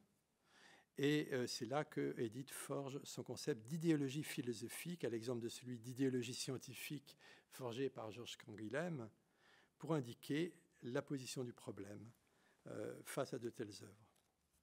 Alors, peut-être la part la plus audacieuse, la plus novatrice du livre se trouve dans la dernière partie qui est consacrée à la... Alors, Edith dit parfois philosophie antiphilosophique, plus tard elle dira non-philosophie antiphilosophique. Elle ajoutera une dénégation. Au début, c'est un oxymore, à la fin, c'est vraiment une dénégation. La philosophie antiphilosophique de Hannah Arendt, d'un côté, se dit dans un entretien provenir de la philosophie allemande, un peu comme Spengler se réclame de la philosophie allemande, et en même temps, comme vous savez, elle indique dans La vie d'esprit qu'elle écrit après la disparition de la philosophie. Alors, en une phrase, la philosophie est congédiée, il n'y a même plus lieu de la déconstruire, et Arendt, de manière à la fois modeste et péremptoire, se dira, c'est s'être mise dans les pas de ceux qui ont entrepris de démanteler la philosophie avec toutes ces catégories. Donc elle ne fait pas ce travail de démantèlement. D'autres l'ont fait avant, Heidegger sans doute. Pour elle, finalement, la messe est dite. On ouvre la lettre sur l'humanisme, dernière phrase, la pensée à venir n'est plus philosophie. Monnier traduit ne sera plus, en allemand, c'est au présent. La pensée à venir, donc la pensée qui vient, c'est plutôt la pensée qui vient. Ma pensée, mon Heidegger, n'est plus philosophie. Das Denken, keine Philosophie. Donc vraiment, je pense que Edith Fuchs a pris au sérieux cette, ces déclarations arendtiennes. Là, on dit souvent, finalement, la réponse qui est souvent faite, c'est de dire les plus grands philosophes ont critiqué la philosophie, bien sûr. Critiquer la philosophie, qui ne l'a pas fait, Platon le premier, mais dire que la philosophie est déjà disparue, c'est autre chose. Vous voyez, il y a là une sorte de cassure assumée qui mérite d'être prise au sérieux. Voilà. Alors, Edith Fuchs a perçu, et je pense qu'elle n'a pas tort, certaines analogies entre les origines du totalitarisme et le déclin de l'Occident de Spengler, entre les deux. Évidemment, là aussi, il faut faire des distinctions. Arendt n'aime pas Spengler, et c'est quand même autre chose. Mais on trouve une récusation péremptoire de la philosophie pour se réclamer néanmoins d'une énigmatique philosophie allemande. Mais quelle est-elle? Comme l'a bien montré Gerald Fuchs, que dire du Kant de Hannah Arendt? Alors Edith a très bien montré que Arendt fait un contresens majeur, par exemple, sur l'interprétation par Kant de l'émotion sublime qui s'empare des peuples européens à l'annonce de la Révolution française. Pour Kant, ce n'est pas une émotion esthétique, c'est une émotion morale, et on ne peut pas. Donc là aussi, il y a une forme d'esthétisation de la parole kantienne que l'on trouve, selon Edith Fuchs, dans la restitution ou la déformation arendtienne de ce moment clé de la fin du XVIIIe siècle. Et c'est sur ce terrain critique que nous nous sommes principalement rencontrés. L'auteur ne m'avait pas donné à lire à l'avance les pages consacrées à Arendt, et c'est là que nous avons pu nous retrouver par la suite. Alors, il y a quelque chose d'assez singulier dans le livre d'Edith, je n'aurai pas le temps de le développer beaucoup, c'est qu'elle suit l'ordre chronologique, sauf pour le premier chapitre, qui porte sur Carl Schmitt, lecteur de Hegel. Et pourtant, elle indique qu'elle va travailler sur la période qui va de Nietzsche à Schmitt. Pourquoi Schmitt est dans le début? C'est qu'un des grands problèmes, c'était évidemment de savoir quid de Hegel, puisque quand on connaît les hegeliens allemands des années 30-40, on sait qu'il y a un problème dans la manière de capter l'héritage hegelien dans les années 30. Et je pense que Edith Fuchs a estimé qu'elle pouvait traiter le problème en analysant la relation Schmitt-Hegel. Alors c'est un point fort de mon propos, mais Jean-Michel me rappelle que le temps ne sera pas donné pour l'exposer, donc ça sera dans une version écrite sur Schmitt. Mais en tout cas, je vais peut-être en dire deux mots. Oui, oui. Je trouve que l'analyse de Carl Schmitt par Edith Fuchs est tout à fait précise et remarquable. Elle a choisi de ne pas aller dans les textes de l'infamie. Elle ne va pas voir les pires textes de Schmitt. Elle prend quelques passages du concept du politique et montre comment se fait déjà la dégradation du philosophique vers quelque chose d'autre.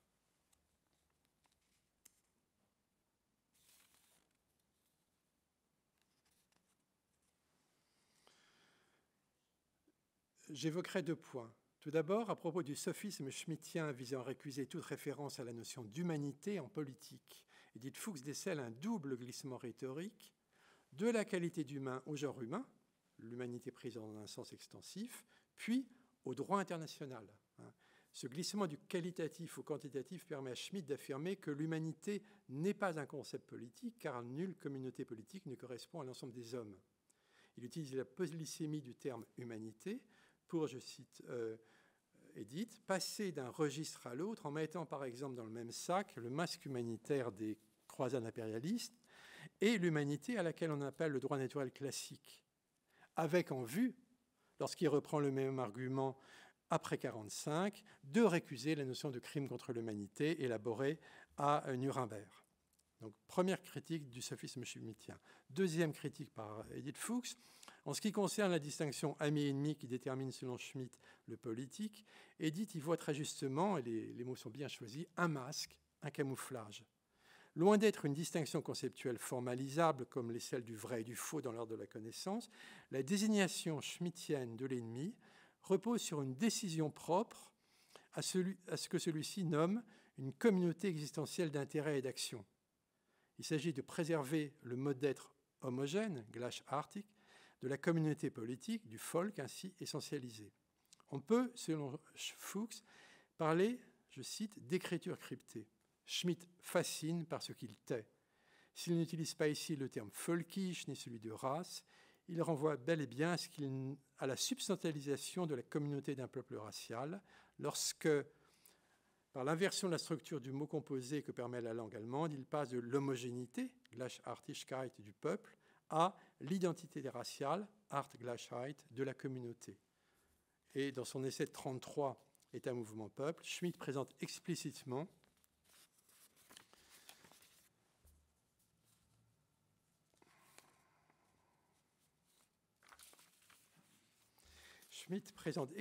cette identité raciale avec la guidance ou le leadership, avec le Führerturm, comme l'un des deux concepts fondamentaux du droit national socialiste.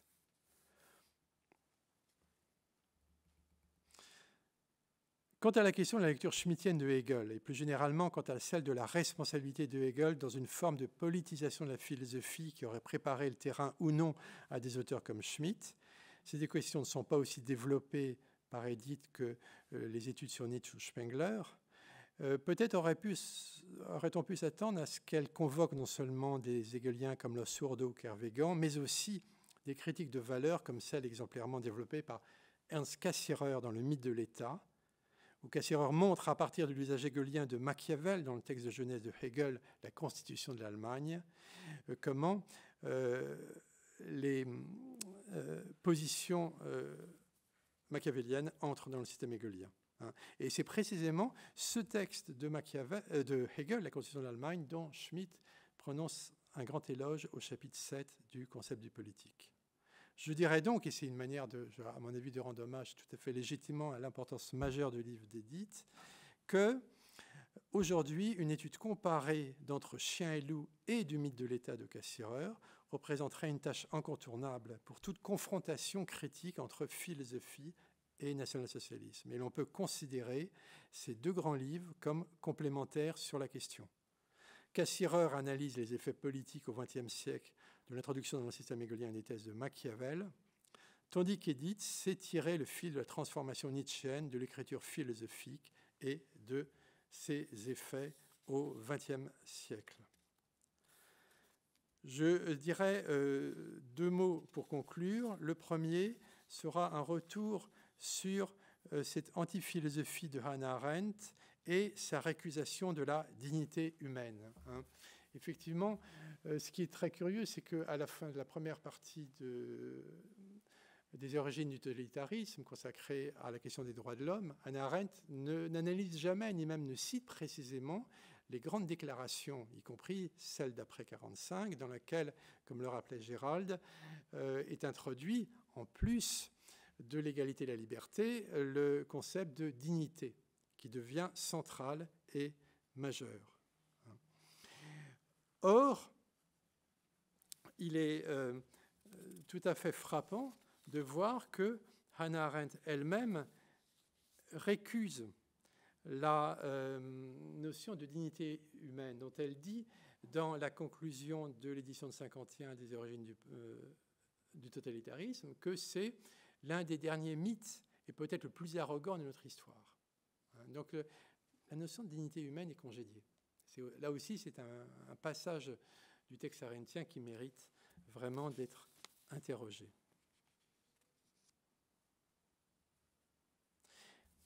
Pour conclure, je dirais qu'on parvient donc à un moment de la réflexion philosophique avec l'œuvre d'Edith où l'apport historique du droit élaboré après 1945 en réponse au phénomène nazi apparaît incontournable pour toute réflexion sur la notion d'humanité.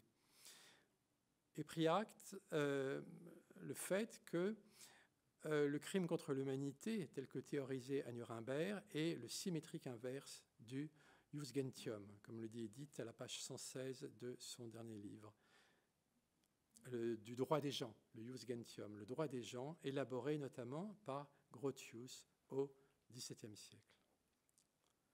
Et cette question est évidemment tragiquement aggravée par le fait que ce pays que l'on disait, non sans raison, le pays des droits de l'homme, la France, est aussi celui dont la présidence, le gouvernement ont à répondre de leur responsabilité majeure, pour ne pas dire, comme Jean-Louis Chrétien, de leur complicité énorme dans le soutien apporté en 1994 au gouvernement qui a perpétré à Kigali le dernier génocide du XXe siècle, au Rwanda.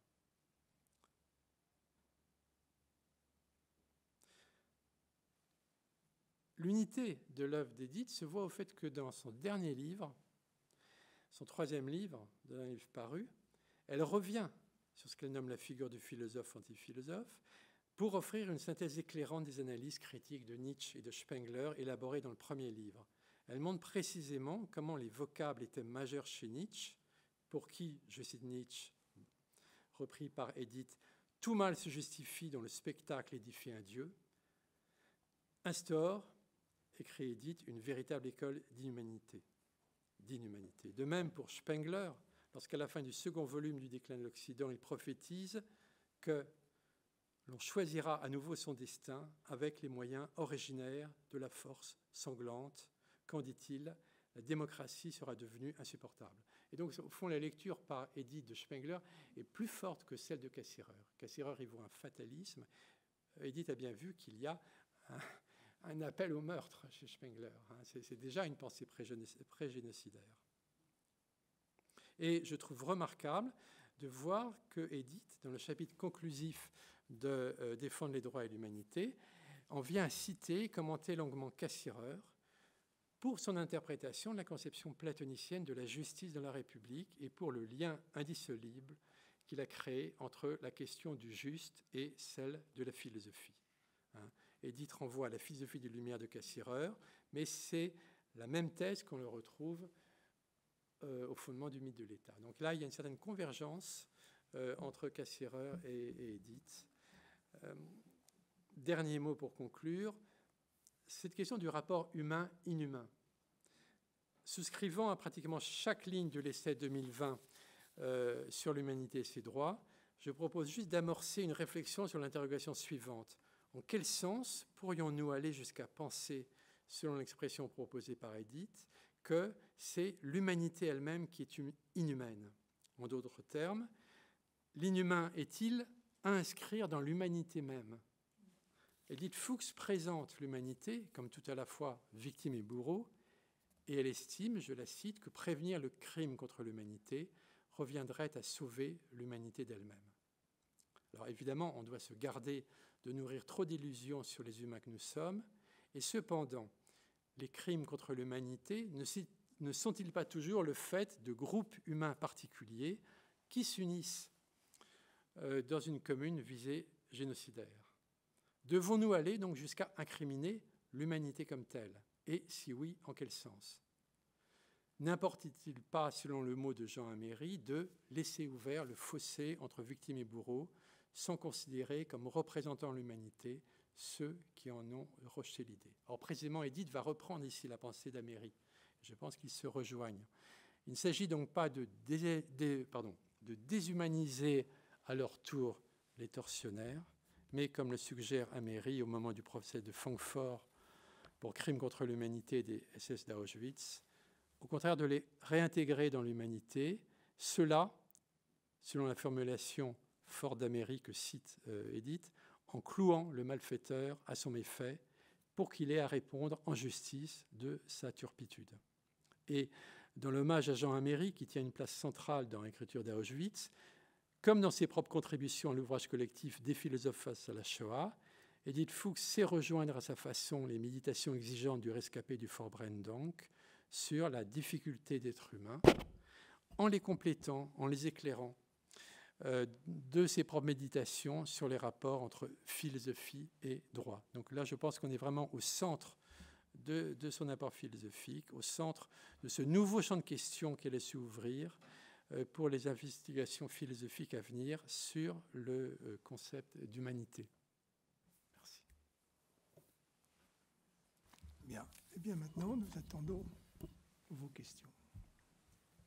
Je me balade. On va demander à quelqu'un de...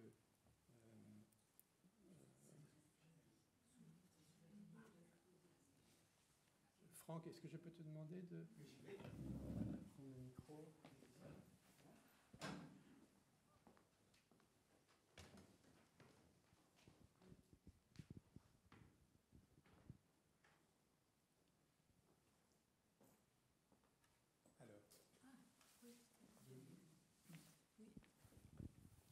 Moi, j'ai une petite question, enfin une question peut-être naïve, enfin bon bref, pour Monsieur Sfez.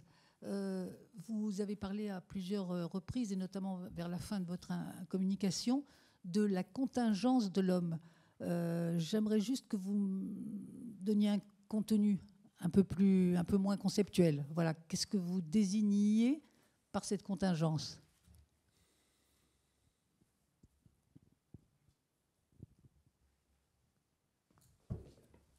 Pardon. Oui, merci de votre question. Ce que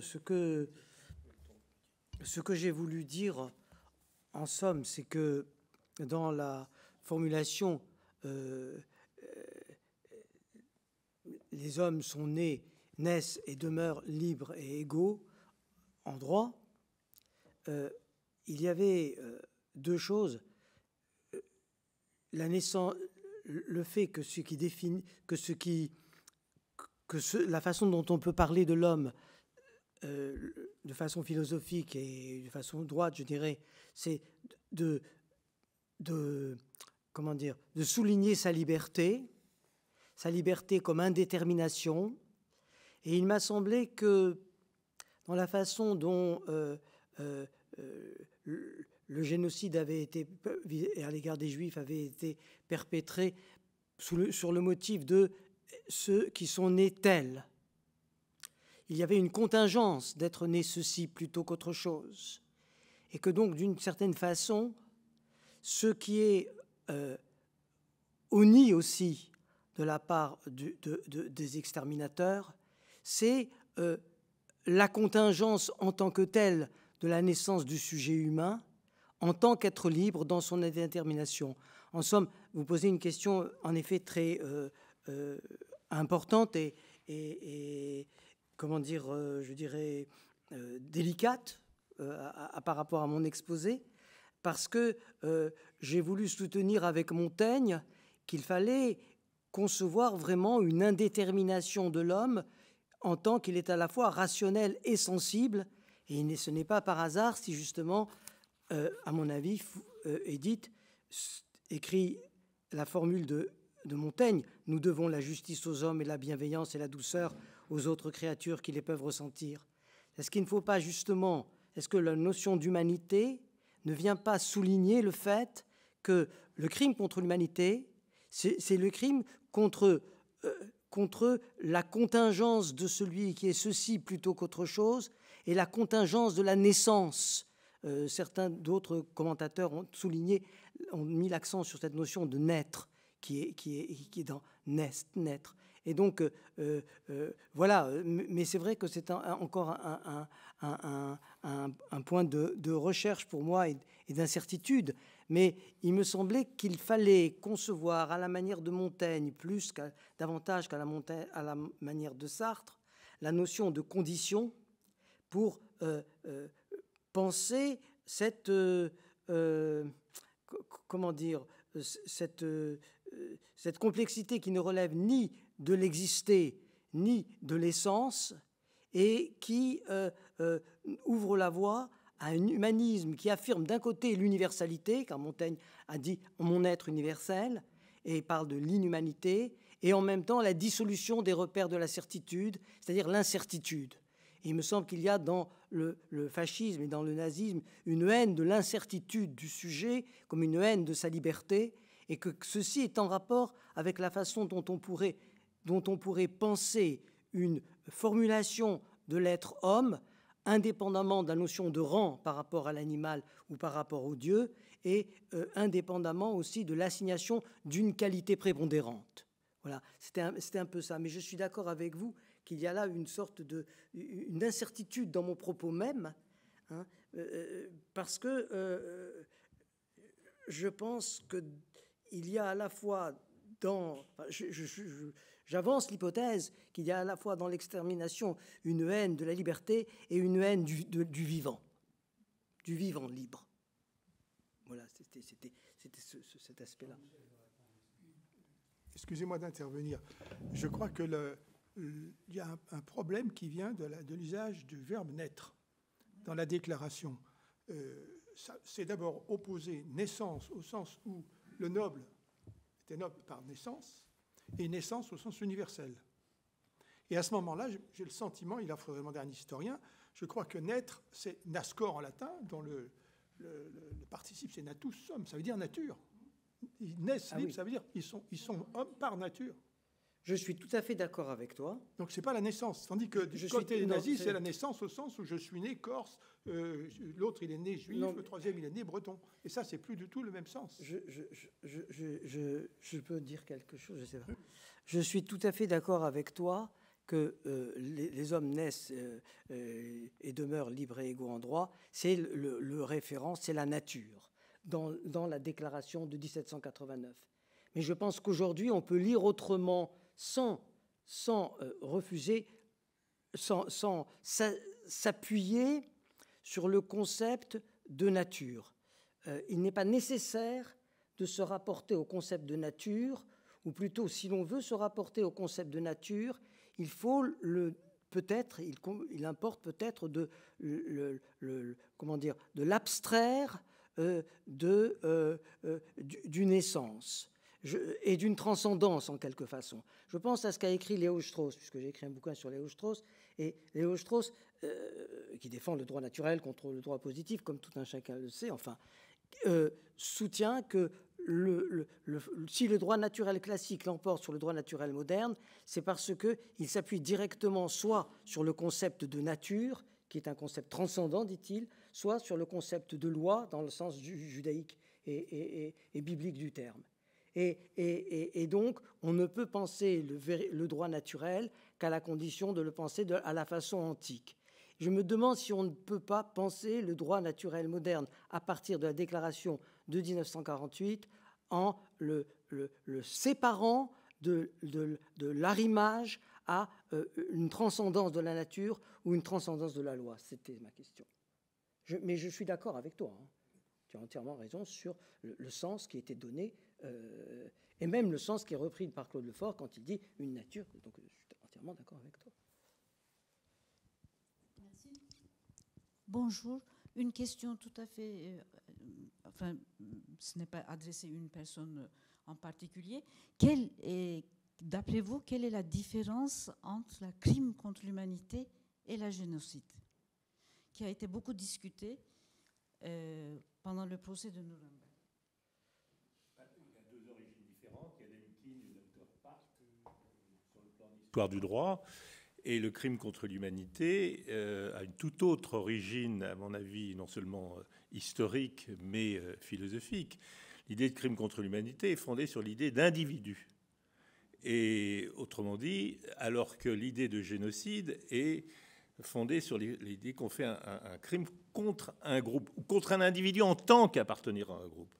L'apport, si on lit les écrits de Lauterpacht, je trouve que la notion de crime contre l'humanité va beaucoup plus loin que celle de génocide, parce qu'elle est totalement en accord avec l'idée fondatrice du droit moderne, c'est-à-dire post-kantien, disons à partir de Kant, c'est-à-dire qu'elle reconnaît un droit aux individus, et donc elle est totalement dans le prolongement de l'idée de droit universel du point de vue cosmopolitique de Kant.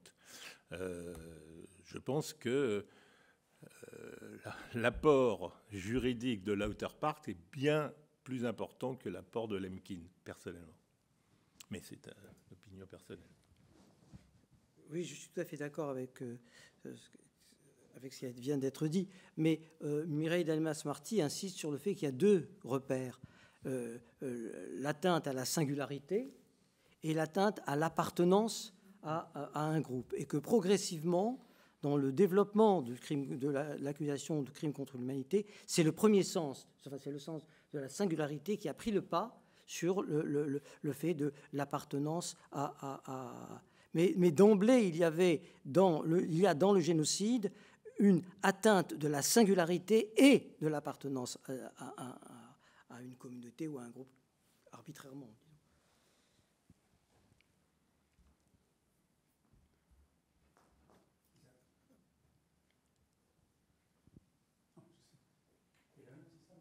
Oui. Merci. Je veux dire deux choses un peu différentes. Donc, on parle souvent de progrès de recherche et il faut dire que les nationaux-socialistes ou nationaux-socialistes avaient aussi un progrès dans leur recherche à eux. C'est-à-dire en France, systématiquement, et là, les personnes qui sont intéressées peuvent me demander la bibliographie, dans les années 1950, ce qu'on savait sur les nationaux-socialistes a été esquissé du discours public. Et en Allemagne, je viens juste de faire l'esquisse parce que très étrangement, je viens de découvrir que j'y ai assisté. C'était en 1989, très précisément, par l'apparition de 2 livres par le même auteur, qui était un élève de quelqu'un qui est très important, on n'est pas connu. C'est Heinrich Rombach. Je ne dis pas plus là-dessus, vous pouvez regarder sur la Wikipédia qui est ce Heinrich Rombach. Et je ne dis pas non plus quelque chose sur tous ces occultistes catholiques qui font un peu... en fait, tout vient chez eux. On peut partir par Carl Schmitt, on peut partir où on veut. On tombe toujours sur les mêmes noms. Et maintenant, tout ce que Gérald Sfers vient de dire, 5 points. Elisabeth, la sœur de Nietzsche, donc l'historien Ulrich Sieg, il dit exactement cela. Elisabeth, il a fait en sorte qu'aujourd'hui, tout le monde pense que Nietzsche, c'est un penseur de nécessité, tandis que Nietzsche a été un penseur de liberté. C'est-à-dire, je n'ai pas encore lu le gros bouquin de Ulrich Sieg, il a presque 400 pages, sur Elisabeth, mais j'ai relevé cette phrase. Donc, et Elisabeth, elle a fait aussi en sorte pour qu'elle peut avoir les droits d'auteur. Et depuis la mort de Nietzsche jusqu'à la fin de sa vie, elle a mené un procès après l'autre pour étouffer aussi au niveau juridique qu'on peut lire Nietzsche comme Friedrich et non pas comme son écran. Et par hasard, Ulrich Sieg dit aussi que son modèle de faire cela, c'était Cosima Wagner, ce que Cosima Wagner a fait avant. Deuxièmement, c'est le concept condition, comme vous l'avez décrit, c'est de fait, en fait très rude, c'est de fait un concept de Karl Jaspers qui est la situation, qui a été repris par Heidegger dans Être et temps et par un autre auteur qui est mondialement très important, mais malheureusement aussi très oublié aujourd'hui, qui est Peter Peterson. Et il prend carrément Karl Jaspers partout, un peu si on lit bien. Il fait la louange de Heidegger et de Jaspers dans le même livre.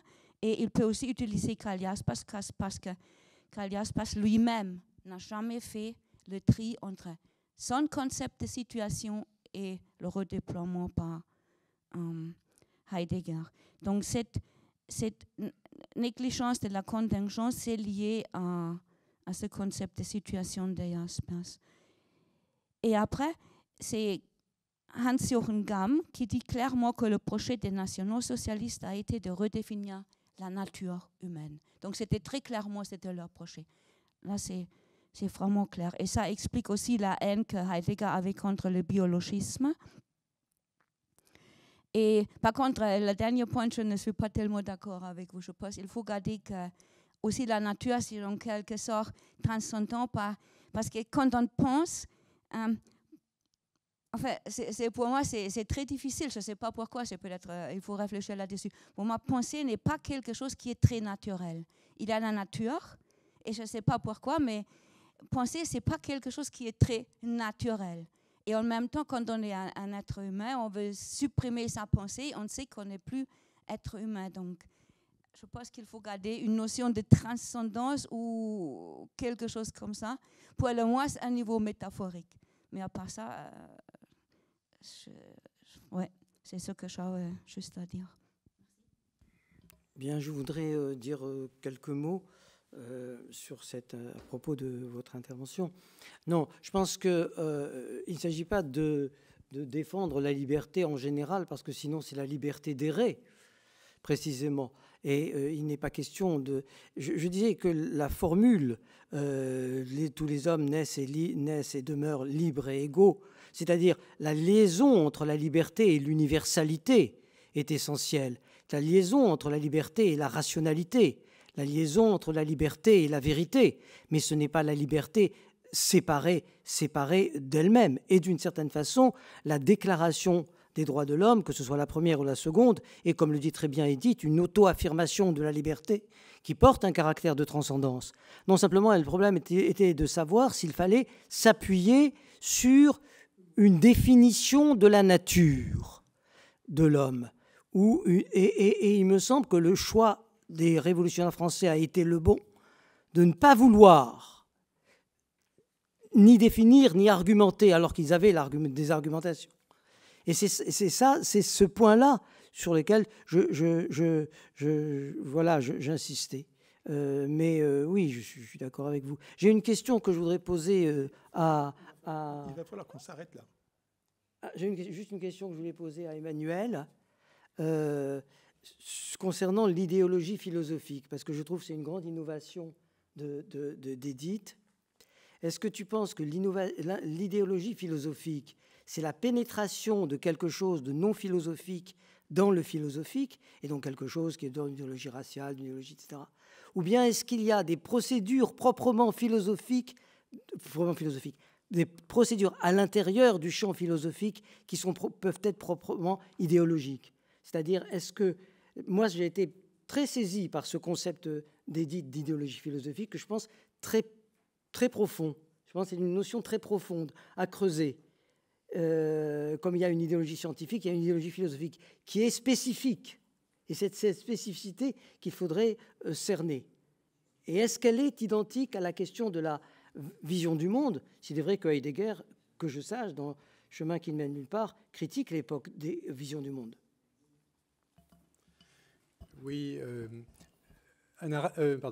Edith Fuchs emploie en fait deux oxymores, hein, soit idéologie philosophique à partir de Spengler, soit philosophie antiphilosophique avec Hannah Arendt.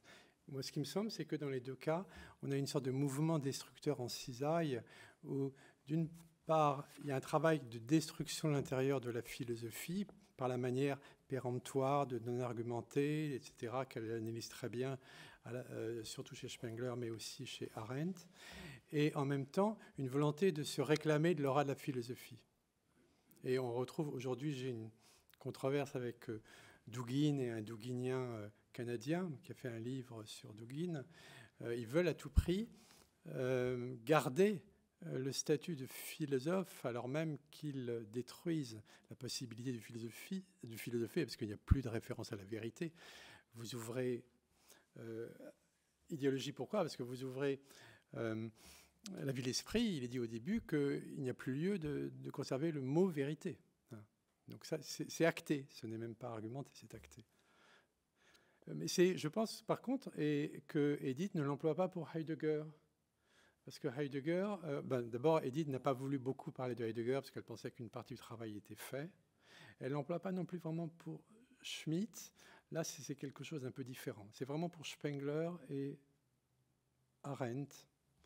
Mais je veux dire, tu vois, c'est vraiment ce mouvement de supprimer toute référence à l'universalité de la vérité. Donc, il n'y a plus de recherche au sens cartésien, au sens platonicien. Et cette destruction du philosophé tout en se parant de l'aura du philosophique. Donc un mouvement oxymorique, destructeur, qui est une transposition dans le champ de la philosophie de ce qu'on trouve en politique avec les révolutions conservatrices aussi. Je ne sais pas si ça répond. Si, tout à fait. Mais s'il y a des opérateurs spécifiques.